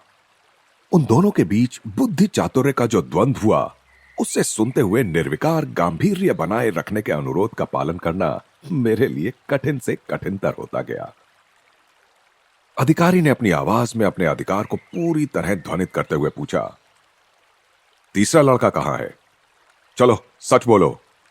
साहब, आपने चश्मा पहना हुआ है, क्या फिर भी आपको दिखाई नहीं देता कि हम केवल दो ही हैं? अमर धृष्टतापूर्वक मुस्कुराया। मैं कोई जादूगर नहीं हूं कि एक तीसरा लड़का निकाल दूं। अधिकारी ने इस धृष्टता से स्पष्ट रूप से हड़बड़ाकर आक्रमण का नया पैंतरा लिया। तुम्हारा नाम क्या है? मुझे टॉमस कहते हैं। मैं अंग्रेज माता और भारतीय धर्मांतरित ईसाई पिता की संतान हूं। तुम्हारे मित्र का क्या नाम है? मैं उसे टॉमसन कहता हूं। अब तो अंदर ही अंदर मेरी हंसी चरम सीमा तक पहुंच चुकी थी। मैं किसी से कुछ कहे बिना ट्रेन की ओर चल पड़ा, जो भगवान की दया से प्रस्थान करने के लिए सीटी बजा रही थी। अमर भी उस अधिकारी के साथ मेरे पीछे पीछे ही चला आया, जो अब उसकी बातों पर इतना विश्वास करने लगा था कि उसने शिष्टतापूर्वक हमें यूरोपियन लोगों के लिए निर्धारित डिब्बे में आराम से बिठा दिया। स्पष्ट था कि दो अर्ध अंग्रेज बालकों को हिंदुस्तानियों के डिब्बे में यात्रा करते देखना उसके लिए कष्टदायक था। उसके वहां से विनय पूर्वक प्रस्थान करने के बाद मैं सीट पर लेट गया और जोर जोर से हंसता रहा। एक अनुभवी अंग्रेज अधिकारी को बुद्धि चातुर्य में मात देने का आनंदपूर्ण संतोष अमर के चेहरे पर व्याप्त था। प्लेटफॉर्म पर मैंने तार को चोर दृष्टि से पढ़ लिया था। तार मेरे भाई अनंत का था। उसमें लिखा था, यूरोपियन पोशाक पहने 3 बंगाली लड़के घर से भागकर मुगल सराय के मार्ग से हरिद्वार की ओर जा रहे हैं। मेरे पहुंचने तक उन्हें कृपया रोके रखें। आपकी सेवाओं के लिए योग्य पुरस्कार दिया जाएगा। अमर, मैंने तुम्हें कहा था कि निशान लगाए हुए टाइम टेबल को घर में मत छोड़ना। मेरी आंखों में नाराजगी थी। मेरे भैया को अवश्य ही वहां ऐसा कोई टाइम टेबल मिल गया होगा। मेरे मित्र ने झेप कर इस डांट को स्वीकार किया। हम थोड़ी देर के लिए बरेली में रुके, जहां द्वारका प्रसाद अनंत द्वारा भेजे एक तार के साथ हमारी प्रतीक्षा कर रहा था। द्वारका ने हमें रोक रखने का भरपूर प्रयास किया, किंतु मैंने उसे अच्छी तरह विश्वास दिला दिया कि हमने यह पलायन हंसी मजाक के तौर पर शुरू नहीं किया था। पहले की भांति इस बार भी द्वारका ने हमारे साथ हिमालय भाग चलने का प्रस्ताव स्वीकार नहीं किया। उसी रात जब हमारी गाड़ी एक स्टेशन पर खड़ी हुई थी और मैं अर्ध निद्रित अवस्था में था, तब पूछताछ करते एक और अधिकारी ने आकर अमर को जगा दिया। वह भी टॉमस और टॉमसन नाम के इंद्रजाल में फंस गया। भोर होते होते गाड़ी ने हमें सफलतापूर्वक हरिद्वार पहुंचा दिया। हमें अपनी ओर बुलाते गौरवशाली पर्वत कुछ दूरी पर अस्पष्ट दिखाई दे रहे थे। हम लोग तेजी से भागते हुए स्टेशन से बाहर निकले और नगर की स्वतंत्र भीड़ में प्रविष्ट हो गए। हमारा पहला काम था देशी पोशाक धारण करना, क्योंकि अनंतदा को किसी प्रकार हमारे यूरोपियन छद्म वेश का पता लग गया था। पकड़े जाने का पूर्वाभास मेरे मन पर बोझ बन रहा था। हरिद्वार से तुरंत निकल जाना ही उपयुक्त मानकर हमने सदियों से अनेकानेक संतों की चरण व्रज से पवित्र हुए ऋषिकेश जाने के लिए टिकटें खरीद ली। मैं पहले ही ट्रेन में बैठ गया था, जबकि अमर अभी पीछे प्लेटफॉर्म पर ही था। एक पुलिस वाले ने पुकार कर उसे रोक लिया। वह अवांछित प्रतिपालक हमें पुलिस स्टेशन के बंगले में ले गया और उसने हमारे सारे पैसे ले लिए। उसने शिष्टतापूर्वक यह स्पष्ट किया कि मेरे बड़े भाई के आने तक हमें वहां रोक कर रखना उसका कर्तव्य था। यह जानकर कि इन दो भगौड़ों का गंतव्य स्थल हिमालय था, उस सिपाही ने एक अद्भुत घटना सुनाई। मैं देख रहा हूं कि तुम संतों के दीवाने हो।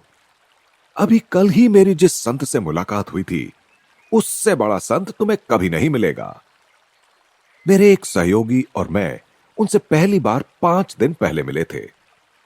एक विशिष्ट हत्यारे की तीव्र खोज में हम गंगा के पास गश्त लगा रहे थे। उसे जिंदा या मुर्दा पकड़ने का हमें आदेश था। उसके बारे में हमें सिर्फ यही ज्ञात था कि तीर्थयात्रियों को लूटने के लिए वह साधु का छद्म वेश धारण कर घूम रहा है। अपने सामने थोड़ी ही दूरी पर हमने एक आकृति देखी जो उस अपराधी के वर्णन से मिलती जुलती थी। जब वह हमारे आदेश पर नहीं रुका तो उसे पकड़ने के लिए हम लोग दौड़े। उसके पीछे पहुंचकर मैंने उस पर पूरी शक्ति से फरसे का वार कर दिया। उसका दाहिना हाथ कटकर उसके शरीर से लगभग पूर्णतः अलग हो गया। आश्चर्य यह है कि किसी प्रकार की कोई आवाज निकाले बिना और उस भयंकर घाव पर दृष्टि भी डाले बिना वह अजनबी अपनी तेज गति से चलता ही रहा। जब हम लपक कर उसके सामने खड़े हो गए तो उसने शांत भाव से कहा, जिस हत्यारे की तुम्हें तलाश है वह मैं नहीं हूं। यह देखकर मुझे गहरा आघात लगा कि मैंने दिव्य पुरुष से दिखने वाले एक संत के शरीर को घायल कर दिया था। मैं उनके चरणों में साष्टांग लौट गया और कातर स्वर में क्षमा याचना करने लगा तथा तेजी से निकलते खून की धार को रोकने के लिए मैंने अपनी पगड़ी का कपड़ा उन्हें दिया। बेटा, तुम्हारी भूल स्वाभाविक ही थी। उस महापुरुष ने मेरी ओर दया और स्नेह से देखते हुए कहा, जाओ और पश्चाताप मत करो। परम प्रिय जगन माता मेरी देखभाल कर रही हैं। उन्होंने अपनी लटकती भुजा को पकड़कर उसके स्थान पर लगाया और चमत्कार, वह जुड़ गई और आश्चर्यजनक रूप से रक्त प्रवाह भी तुरंत बंद हो गया। 3 दिन बाद मुझसे उस पेड़ के नीचे आकर मिलो, तुम मुझे पूर्णतः स्वस्थ पाओगे। इस प्रकार तुम्हें पश्चाताप नहीं रहेगा। कल ही मैं अपने सहयोगी के साथ वहां गया था। वे संत वहीं थे और उन्होंने हमें अपनी बाह का निरीक्षण करने दिया। वहां पर ना तो घाव का कोई चिन्ह था, ना ही चोट का कोई लक्षण। मैं ऋषिकेश होते हुए हिमालय के निर्जन प्रदेशों में जा रहा हूं। महात्मा ने वहां से तुरंत प्रस्थान करते हुए हमें आशीर्वाद दिया। मुझे लगता है कि उनकी पवित्रता से मेरा जीवन भी उन्नत हो गया है। उस अफसर ने पवित्र उद्गार के साथ अपनी कथा समाप्त की। उसके अनुभव ने स्पष्टतया उसके भीतर की नई गहराइयों को छू लिया था। एक प्रभावशाली ढंग से उसने उस चमत्कार के संबंध में छपी हुई समाचार पत्र की कतरन मुझे दी। एक सनसनीखेज समाचार पत्र में साधारणतया जिस तरह तोड़ मरोड़ कर समाचार प्रकाशित किए जाते हैं, उसी तरह संवाददाता ने भी अपने विवरण में घटना को कुछ बढ़ा चढ़ाकर छाप दिया था। उसमें लिखा था कि साधु का सिर ही धड़ से लगभग अलग हो गया था। अमर और मुझे अत्यंत खेद हुआ कि हम ऐसे महान योगी के दर्शन लाभ से वंचित रह गए, जिन्होंने अपने पर अत्याचार करने वाले को भी ईसा मसीह के समान क्षमा कर दिया। भारतवर्ष पिछली 2 शताब्दियों से आर्थिक दृष्टि से भले ही गरीब हो गया हो, परंतु अभी भी उसके पास दैवी संपदा का अक्षय भंडार है। कभी कभी ऐसे सांसारिक पुलिस अधिकारी भी आध्यात्मिक जगत के गगनचुंबी व्यक्तित्वों के अनायासी दर्शन पा जाते हैं। अपनी इस अद्भुत कहानी से हमारा समय बिताने के लिए हमने पुलिस अधिकारी का धन्यवाद किया। संभवतः वह हमें सूचित कर रहा था कि वह हमसे अधिक भाग्यवान था। उसे अनायास ही एक आत्मज्ञानी संत के दर्शन हो गए थे, जबकि हमारी उत्कट खोज ने हमें किसी सिद्ध पुरुष के चरणों में नहीं, बल्कि एक घटिया पुलिस स्टेशन में पहुंचा दिया था। हिमालय के कितने निकट, किंतु फिर भी बंधन में होने के कारण कितने दूर। मैंने अमर से कहा कि इस बंधन से मुक्त होने के लिए मेरा मन दुगने उत्साह से जोर मार रहा है। अवसर मिलते ही यहां से खिसक चले। पुण्य तीर्थ ऋषिकेश तक तो हम पैदल भी जा सकते हैं।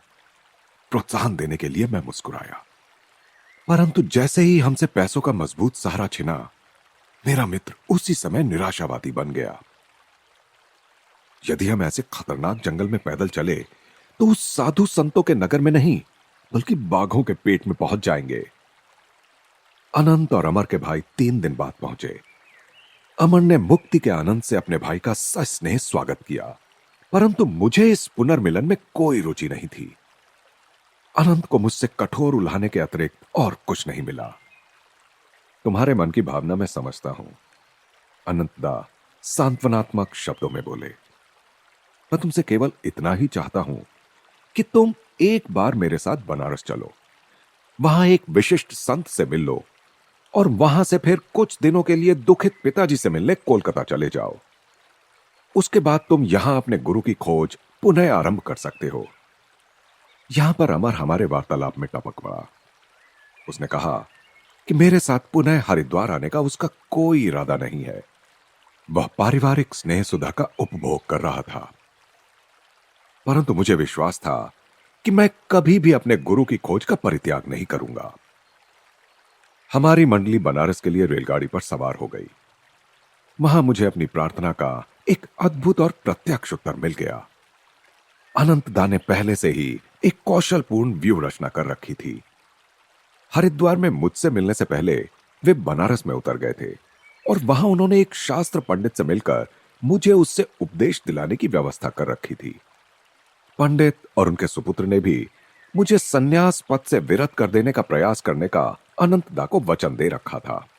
अनंतदा मुझे उनके घर ले गए। पंडित जी के अति उत्साही स्वभाव वाले युवा पुत्र ने आगे बढ़कर आंगन में ही मेरा स्वागत किया। उसने मुझे एक लंबे दार्शनिक तर्क वितर्क में उलझा लिया। अपनी अतीन्द्रिय दृष्टि से मेरे भविष्य को देख पाने का दावा करते हुए उसने मेरे सन्यासी बनने के विचार पर असहमति प्रकट की। यदि तुम अपने साधारण उत्तरदायित्वों को त्याग देने का हठ करोगे तो निरंतर दुर्भाग्य का शिकार बनोगे और ईश्वर को पाने में असमर्थ रहोगे। सांसारिक अनुभव के बिना तुम अपने पूर्व कर्मों को समाप्त नहीं कर सकते। उत्तर में भगवत गीता के सनातन शब्द मेरे होठों पर उभर आए। यदि कोई अतिशय दुराचारी भी अनन्य भाव से मुझे भजता है तो उसके पिछले दुष्कर्मों का प्रभाव शीघ्र ही नष्ट हो जाता है। महात्मा बनकर वह शीघ्र शाश्वत शांति को प्राप्त करता है। हे कुंती पुत्र, तुम यह निश्चित रूप से जान लो, जो भक्त मुझ में पूर्ण विश्वास रखता है उसका कभी विनाश नहीं होता। किंतु उस युवक द्वारा दृढ़ता पूर्वक की गई भविष्यवाणी ने मेरे विश्वास को थोड़ा सा हिला दिया था। अपने हृदय की पूर्ण भक्ति से मैंने मन ही मन ईश्वर से प्रार्थना की, अभी यहीं और इसी क्षण मेरी सारी व्यग्रता को दूर कर मुझे उत्तर दो। तुम क्या चाहते हो, मैं सन्यासी का जीवन व्यतीत करूं या संसारी मनुष्य का? पंडित जी के घर की चार दीवारी के निकट ही बाहर मैंने एक उदात्त बदन साधु को खड़े देखा। स्पष्टतया उन्होंने मेरे और स्वघोषित दिव्य दृष्टा के बीच का वार्तालाप सुन लिया था, क्योंकि उन्होंने अपरिचित होते हुए भी मुझे अपने पास बुलाया। उनके प्रशांत नेत्रों से मैंने एक प्रचंड शक्ति को प्रवाहित होते हुए अनुभव किया। वत्स, उस मूढ़ की बातें मत सुनो। तुम्हारी प्रार्थना के प्रत्युत्तर स्वरूप ईश्वर मुझे तुम्हें यह आश्वासन देने का निर्देश दे रहे हैं कि तुम्हारे जीवन का एकमेव मार्ग संन्यास ही है। विस्मय और कृतज्ञता के साथ इस निर्णायक संदेश पर मैं प्रसन्नता से मुस्कुराया। उस आदमी से दूर होकर इधर चले आओ। आंगन से वह मूढ़ मुझे बुला रहा था। मेरे उस संतवत मार्गदर्शक ने आशीर्वाद मुद्रा में हाथ उठाया और वे धीरे धीरे चले गए। वह साधु भी तुम्हारे समान पागल ही है। यह मनोज्ञ टिप्पणी करने वाले श्वेत केशधारी पंडित जी थे। वे और उनके सुपुत्र मेरी ओर शोचनीय दृष्टि से देख रहे थे। मैंने सुना है कि उसने भी ईश्वर की संदिग्ध खोज के लिए अपना घर बार छोड़ दिया है। मैंने मुंह फेर लिया। अनंतदा की ओर मुड़कर मैंने कहा कि मैं इन लोगों से और किसी तर्क में नहीं उलझना चाहता। मेरे हतोत्साहित भाई तत्काल प्रस्थान के लिए मान गए। हम लोग शीघ्र ही कोलकाता जाने वाली गाड़ी पर सवार हो गए। श्रीमान गुप्तचर जी, ये तो बताइए कि आपको कैसे पता चला कि मैं दो साथियों के साथ भागा हूं? मैंने अपनी उबलती जिज्ञासा शांत करने के लिए घर जाते हुए रास्ते में अनंतदा से पूछा। वे शरारत भरे ढंग से मुस्कुराए।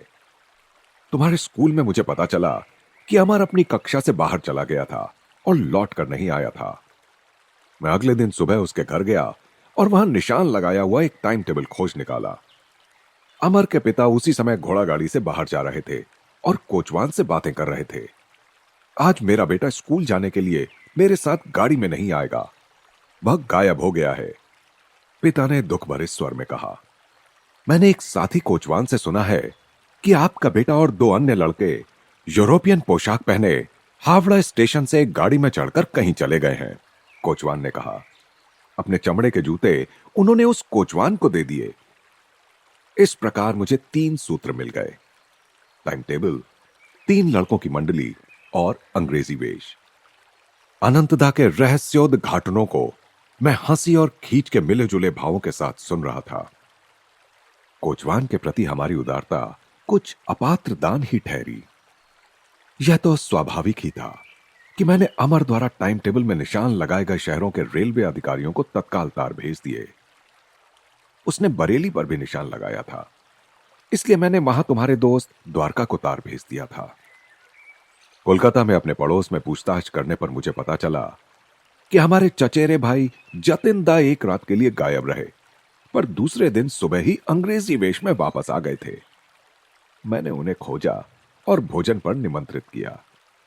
उन्होंने मेरे मैत्रीपूर्ण व्यवहार से निशंक होकर निमंत्रण स्वीकार कर लिया। रास्ते में संदेह रहित ढंग से मैं उन्हें एक पुलिस स्टेशन ले गया। वहां उन्हें अनेक पुलिस अधिकारियों ने घेर लिया, जिन्हें मैंने उनकी डरावनी सूरत के कारण पहले से ही चुन रखा था। उनकी भयावह दृष्टि के आगे जतिन दा अपने रहस्यात्मक व्यवहार का स्पष्टीकरण देने के लिए तैयार हो गए। उन्होंने कहा, आध्यात्मिक भावनामय उत्साह में मैं हिमालय की ओर चल पड़ा। सिद्ध महात्माओं के दर्शनों के विचार ने मेरे अंतःकरण को प्रेरणा से भर दिया था। परंतु जैसे ही मुकुंद ने कहा, हिमालय की गुफाओं में जब हम समाधि में बैठ जाएंगे, तब बाघ भी वशीभूत होकर हमारे इर्द गिर्द पालतू बिल्लियों की भांति बैठेंगे, तो मेरा सारा जोश ठंडा हो गया और ललाट पर पसीने की बूंदें छलकने लगी। मैंने सोचा, तब क्या होगा यदि हमारे योग बल से हिंसक बाघों का स्वभाव नहीं बदल सका, तो क्या वे हमारे साथ घरेलू बिल्लियों का सा आचरण करेंगे? अपने मनस चक्षु में मैंने पहले से ही स्वयं को किसी बाघ के पेट के बलात् अंतर्वासी के रूप में देखा। वहां संपूर्ण शरीर के साथ एक ही बार में प्रवेश करके नहीं, बल्कि शरीर के विभिन्न हिस्सों की अनेक किश्तों में। जतिंदा के अदृश्य हो जाने के कारण जो मेरा क्रोध था, वह हंसी में बदल गया। उन्होंने मुझे जो संताप दिया था, उसका सारा मूल्य रेलगाड़ी में मिले लोटपोट करने वाले स्पष्टीकरण से चुकता हो गया।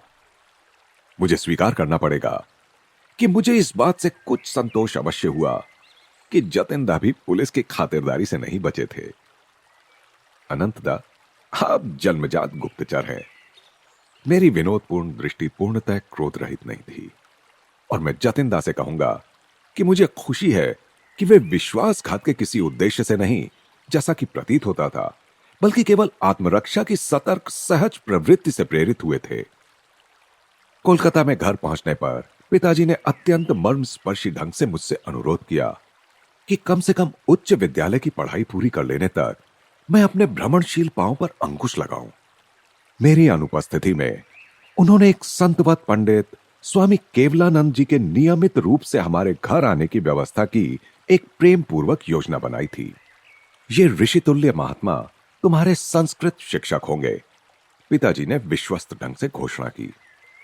पिताजी को आशा थी कि वे मेरी आध्यात्मिक पिपासा एक विद्वान दार्शनिक से शिक्षा दिलाकर शांत कर देंगे, परंतु परिणाम रहस्यपूर्ण ढंग से उल्टा हुआ।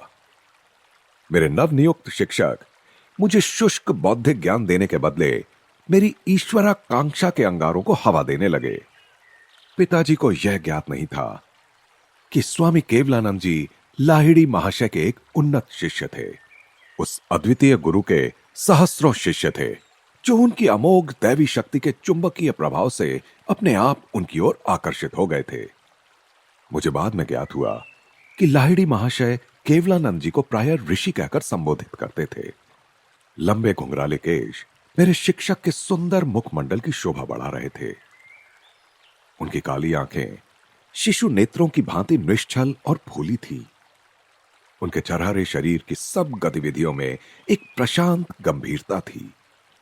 सदैव शांत और स्नेहमय केवलानंद जी अनंत ब्रह्म के चैतन्य में दृढ़ता के साथ स्थिर हो गए थे। हम दोनों के सानिध्य के अनेक आनंदमय प्रहर गहरे क्रिया योग ध्यान में बीतते थे। केवलानंद जी प्राचीन शास्त्रों के सुप्रतिष्ठित पंडित थे। उनके इस अगाध ज्ञान के कारण ही उन्हें शास्त्री महाशय की उपाधि मिली थी, जिसके द्वारा वे प्रायः संबोधित किए जाते थे।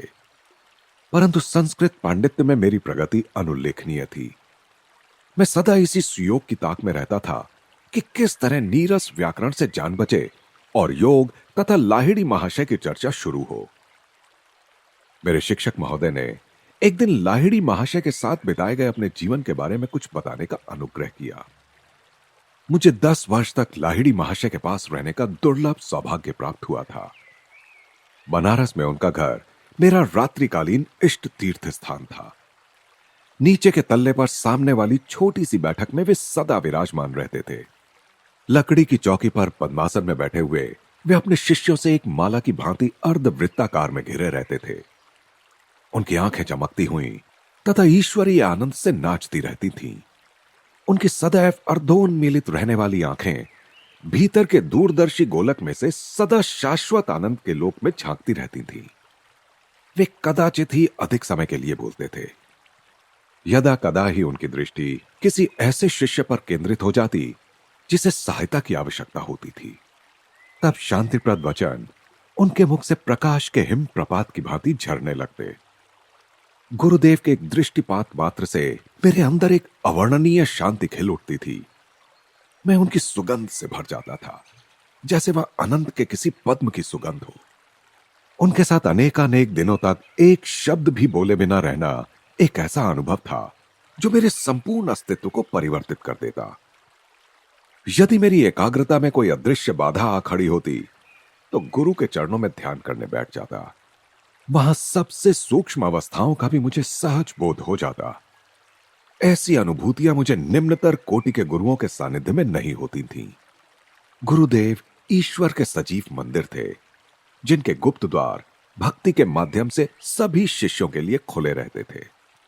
लाहिड़ी महाशय शास्त्रों के पुस्तकीय टीकाकार नहीं थे।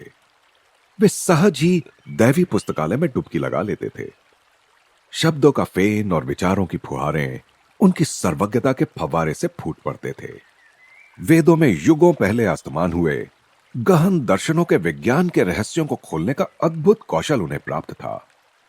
प्राचीन शास्त्रों में उल्लिखित चेतना के विविध स्तरों को समझाने का अनुरोध करने पर वे मुस्कुराकर स्वीकार कर लेते थे। मैं अभी उन अवस्थाओं में प्रवेश करता हूं और अपनी अनुभूतियां तुम्हें बताता हूं। इस प्रकार वे उन गुरुओं से बिल्कुल विपरीत थे जो शास्त्रों को कंठस्थ कर बिना किसी वास्तविक अनुभूति के अपनी कल्पना से ही उनका अर्थ बताते हैं। मितभाषी गुरुदेव प्राय अपने पास बैठे किसी शिष्य को यह निर्देश देते कि श्लोकों का अर्थ तुम्हें जिस रूप में समझ आए उसी प्रकार उनकी व्याख्या करो। मैं तुम्हारे विचारों को परिचालित करूंगा ताकि सही अर्थ तुम्हारे मुख से उच्चारित हो। इस प्रकार लाहिड़ी महाशय की अनेक अनुभूतियों को उनके विभिन्न शिष्यों ने विस्तृत भाष्यों सहित लिपिबद्ध कर लिया। किसी बात पर आंख बंद कर विश्वास कर लेने की सलाह गुरुवर कभी नहीं देते थे। शब्द खोखले हैं, वे कहते थे। ईश्वर की उपस्थिति के दृढ़ विश्वास को ध्यान में अपने परम आनंदमय संपर्क से प्राप्त करो। शिष्य की समस्या चाहे जो भी हो, उसके समाधान के लिए गुरुदेव क्रिया योग के अभ्यास का ही परामर्श देते थे। तुम्हारा मार्गदर्शन करने के लिए जब मैं इस शरीर में नहीं रहूंगा, तब भी इस यौगिक कुंजी का सामर्थ्य कम नहीं होगा। यह प्रविधि भव्य प्रेरणाओं की तरह जिल्द बांधकर अलमारी में रखकर भूल जाने की वस्तु नहीं है। क्रिया योग के माध्यम से अनवरत अपने मुक्ति पथ पर चलते जाओ, जिसकी शक्ति इसके अभ्यास में निहित है।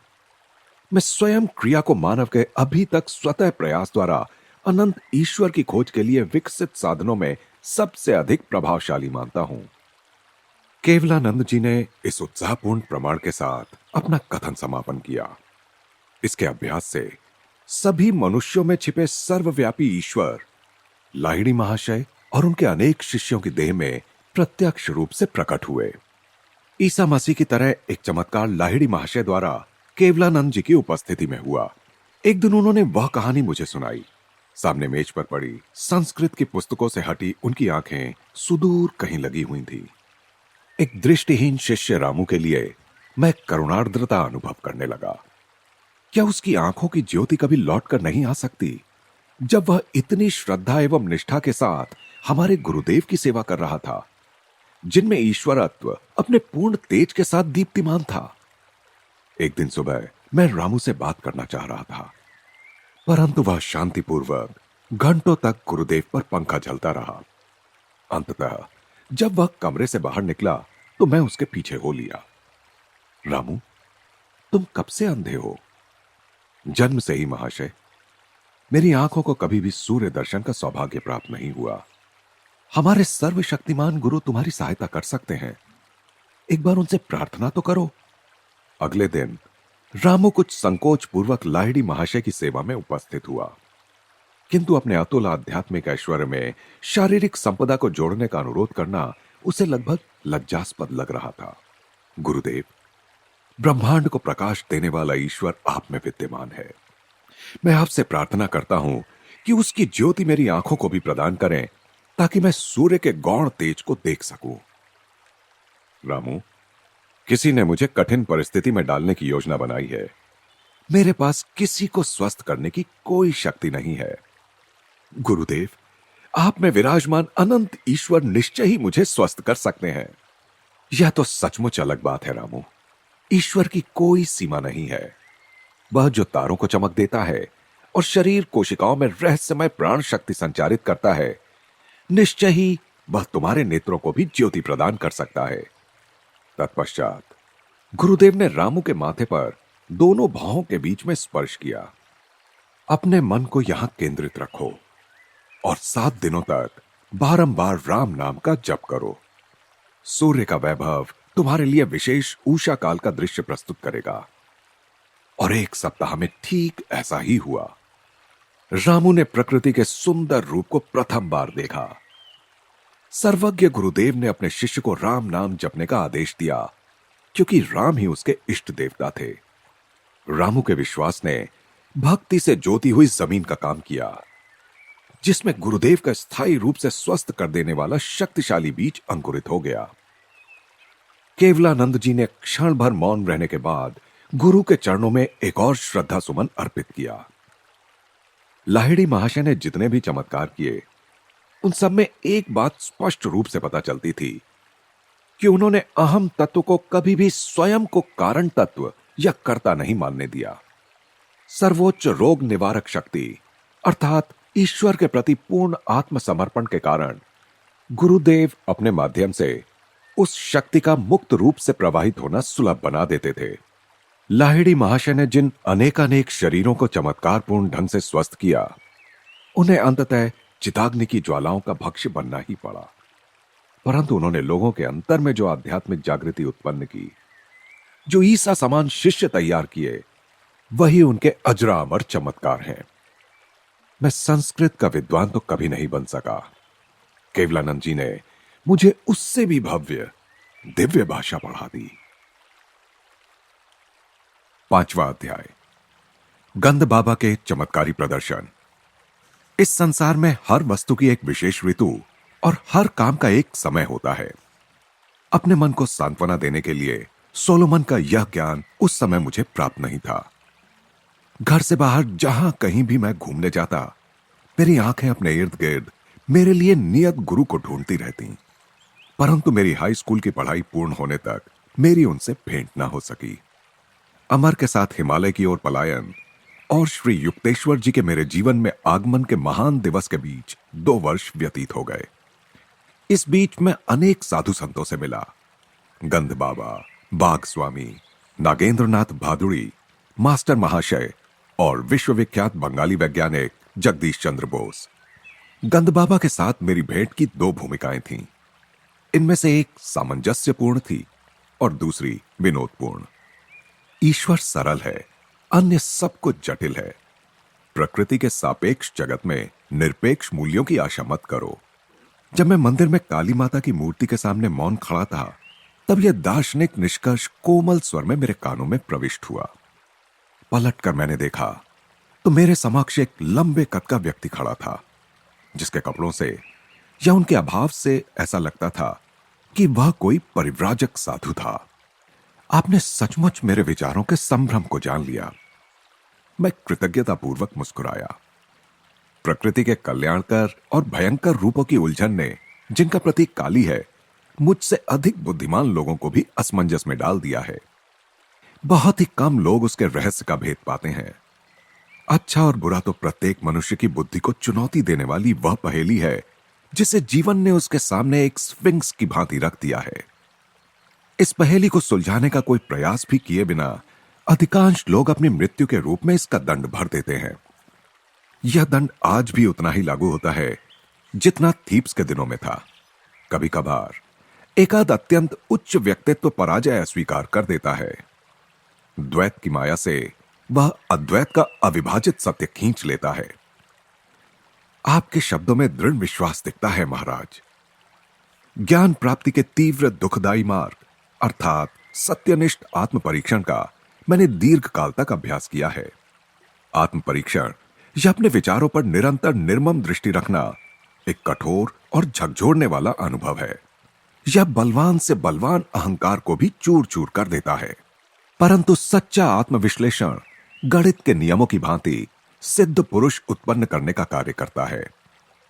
अपने विचारों से अति प्रेम एवं व्यक्तिगत मान्यताओं में दृढ़ता का मार्ग अहंकारियों का निर्माण करता है, जो ईश्वर और सृष्टि की अपने ढंग से व्याख्या करना अपना अधिकार समझते हैं। मैंने कहा, ऐसी अहंकार युक्त मौलिकता के सामने तो सत्य निश्चित ही विनम्रता पूर्वक पीछे हट जाता है। मुझे इस चर्चा में आनंद आ रहा था। मनुष्य जब तक अपने दुराग्रहों से मुक्त नहीं हो जाता, तब तक वह किसी शाश्वत सत्य को नहीं समझ सकता। शताब्दियों से जमा हो रहे कीचड़ में सना मानवी मन असंख्य सांसारिक माया भ्रमों से व्याप्त घृणाजनक जीवन से भरपूर है। जब मनुष्य पहली बार अपने अंतः शत्रुओं का विरोध करता है, तब युद्ध क्षेत्र की भीषण लड़ाई भी फीकी पड़ जाती है। ये कोई साधारण मरने वाले शत्रु नहीं है जिन्हें सुसज्जित सेनाओं की सहायता से काबू में किया जा सके।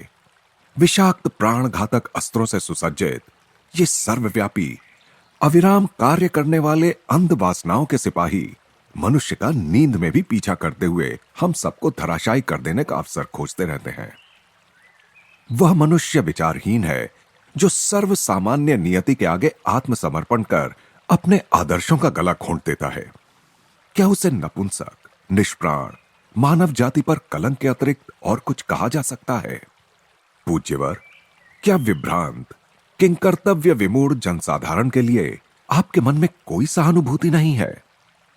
साधु महाराज पल भर के लिए चुप रहे, फिर सीधा उत्तर देना टालकर बोले, अदृश्य ईश्वर जो सारे सद्गुणों का भंडार है और दृश्यमान मनुष्य जिसमें प्रायः एक भी सद्गुण नजर नहीं आता, इन दोनों से एक साथ प्रेम करना प्रायः व्यक्ति को चकरा देता है, परंतु विलक्षण बुद्धि का सामर्थ्य भी कम नहीं होता।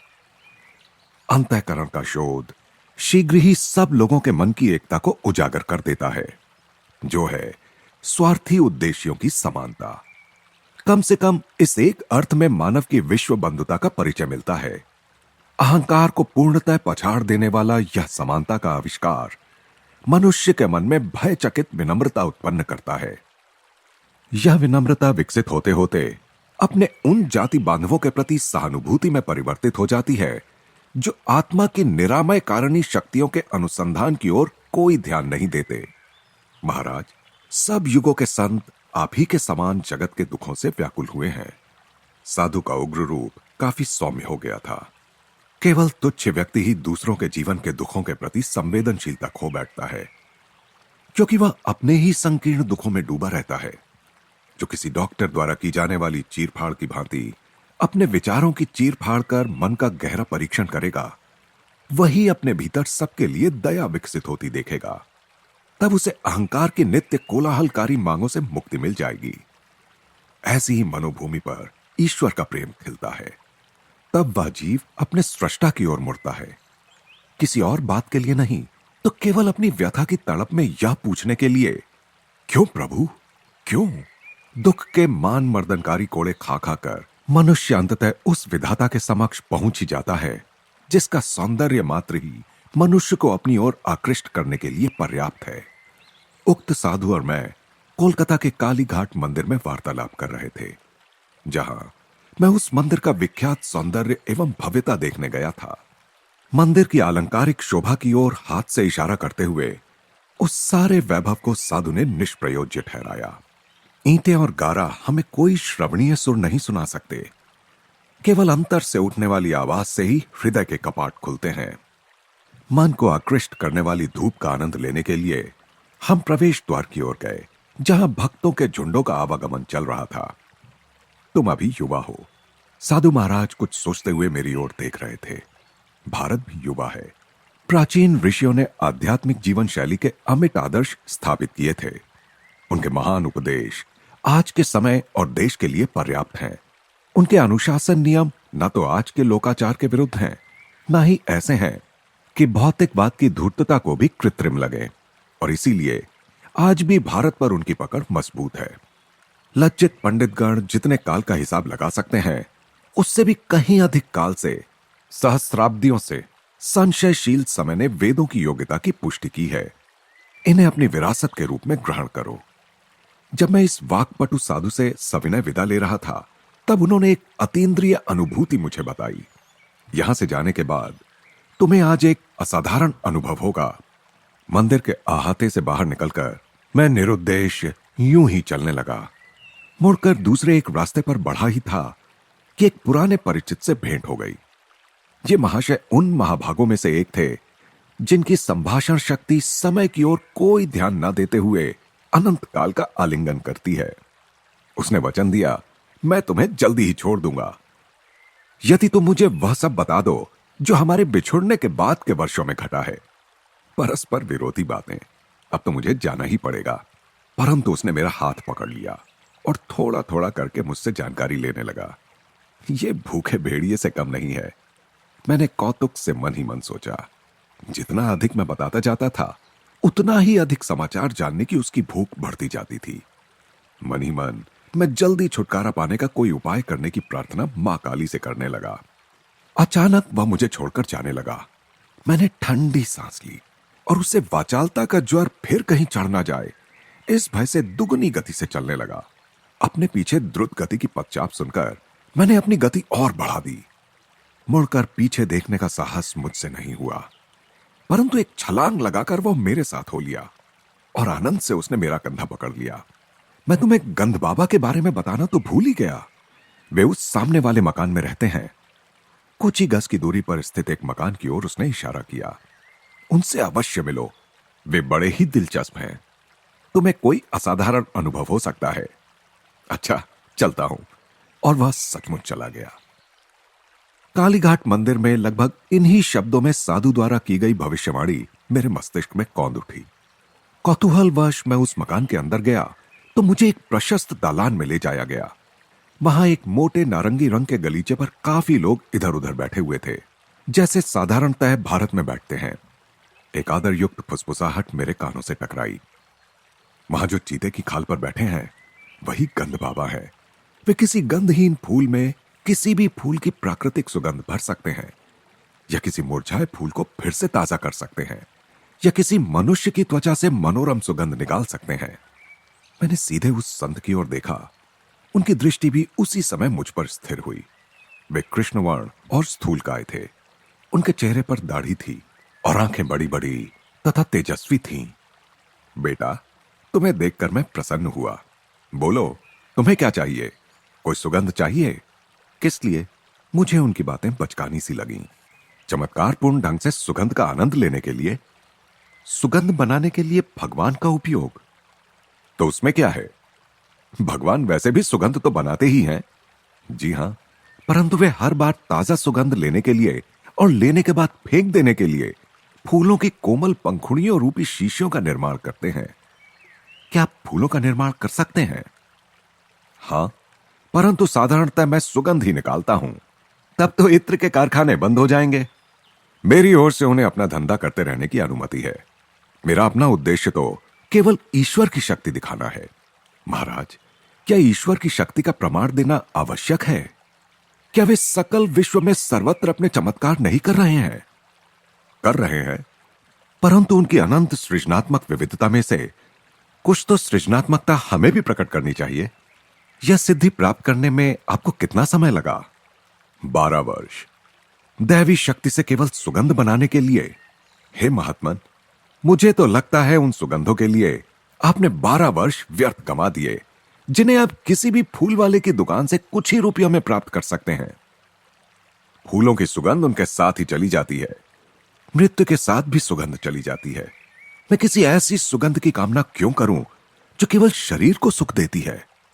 दार्शनिक महाशय, तुमने मेरे मन को प्रसन्न कर दिया। अब अपना दाहिना हाथ आगे बढ़ाओ। उन्होंने आशीर्वाद मुद्रा में अपना हाथ उठाया। मैं गंध बाबा से कई गज दूर था। कोई अन्य व्यक्ति भी मेरे इतने निकट नहीं था कि मेरे शरीर का स्पर्श कर सके।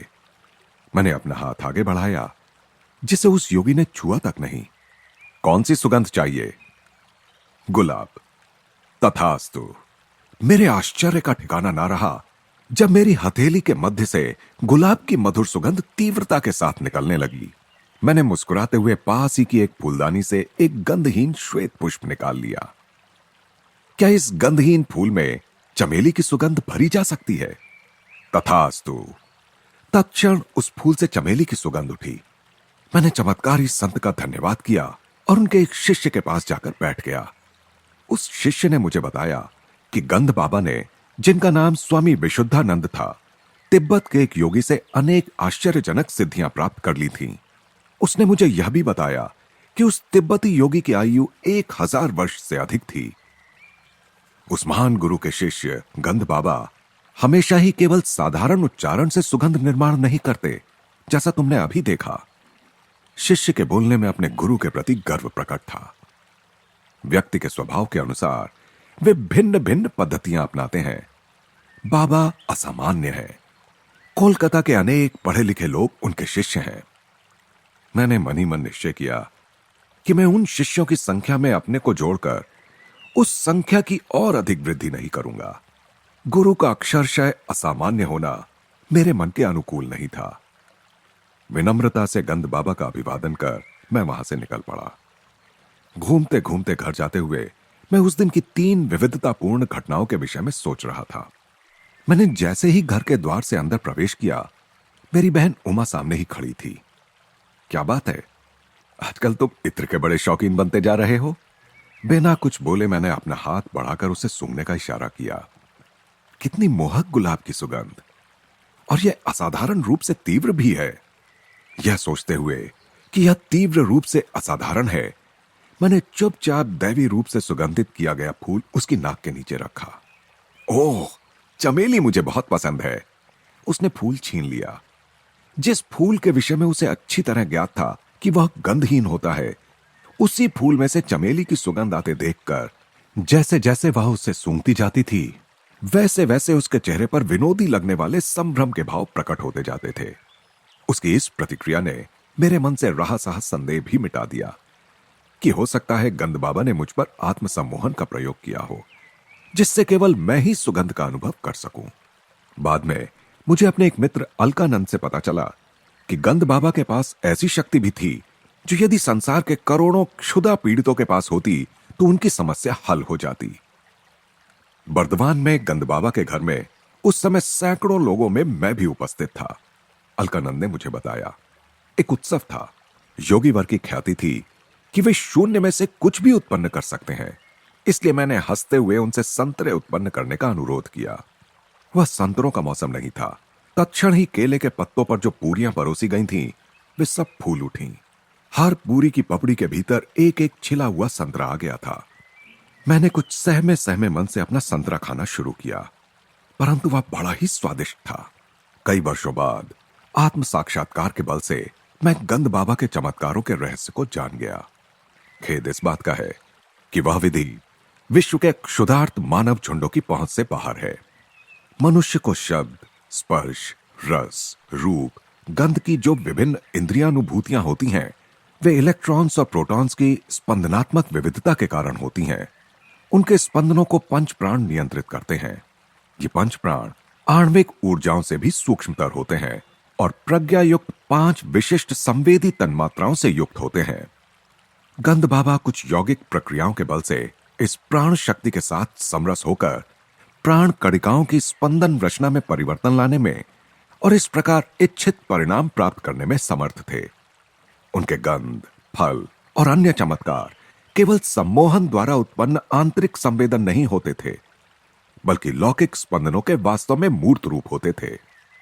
सम्मोहन विद्या को डॉक्टरों द्वारा छोटी छोटी शल्य क्रियाओं में उन लोगों पर प्रयुक्त किया गया है जिनके लिए बेहोशी की दवाएं खतरनाक हो सकती हैं, परंतु जिन पर बार बार सम्मोहन का प्रयोग किया जाता है उनके लिए यह हानिकारक होता है। इसका हानिकारक मनोवैज्ञानिक परिणाम कालांतर में मस्तिष्क की कोशिकाओं की रचना में गड़बड़ उत्पन्न कर देता है। सम्मोहन दूसरे की चेतना के क्षेत्र में अनाधिकार प्रवेश है। इसके अस्थायी आभासों में और ईश्वरानुभूति संपन्न पुरुषों द्वारा किए गए चमत्कारों में कोई समानता नहीं है। ईश्वर में जागृत हुए सच्चे संत नित्य सृजन करने वाले उस विराट स्वप्न दृष्टा के साथ अपनी इच्छा को मिलाकर इस स्वप्न सृष्टि में परिवर्तन करते हैं। जैसे चमत्कारों का प्रदर्शन गंध बाबा करते थे, वैसे चमत्कार दिखाने से लोग आकर्षित तो होते हैं, परंतु आध्यात्मिक दृष्टि से उनका कोई लाभ नहीं होता। मनोरंजन के अतिरिक्त उनका कोई प्रयोजन नहीं होता। अतः ईश्वर की यथार्थ खोज से ये साधक को पथच्युत कर देते हैं। असाधारण शक्तियों के आडंबरपूर्ण प्रदर्शन की सिद्धजनों ने निंदा की है। फारस के संत अबू सईद ने जल, हवा और अंतरिक्ष पर अपनी चमत्कारी शक्तियों की सत्ता का अभिमान करने वाले कुछ फकीरों का उपहास किया था। अबू सईद ने सौम्यता से उपहास करते हुए कहा था, मेंढक भी पानी में आराम से रह सकता है, चील कौवे आसानी से हवा में उड़ सकते हैं। शैतान पूर्व में भी है और पश्चिम में भी। सच्चा मनुष्य वह है जो समाज में सदाचार का पालन करता हुआ रहता है और क्रय विक्रय करते हुए भी कभी एक क्षण के लिए भी ईश्वर को नहीं भुलाता।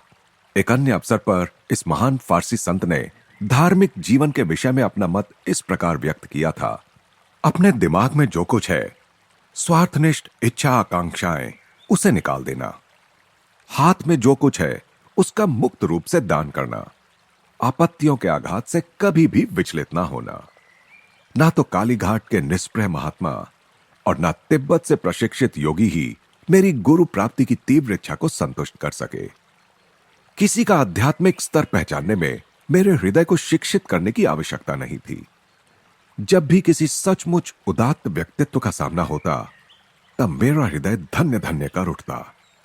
यह धन्य धन्य और भी गूंजने वाली होती, क्योंकि यह कभी कभार ही और वह भी अंतरतम गहराइयों से उठती।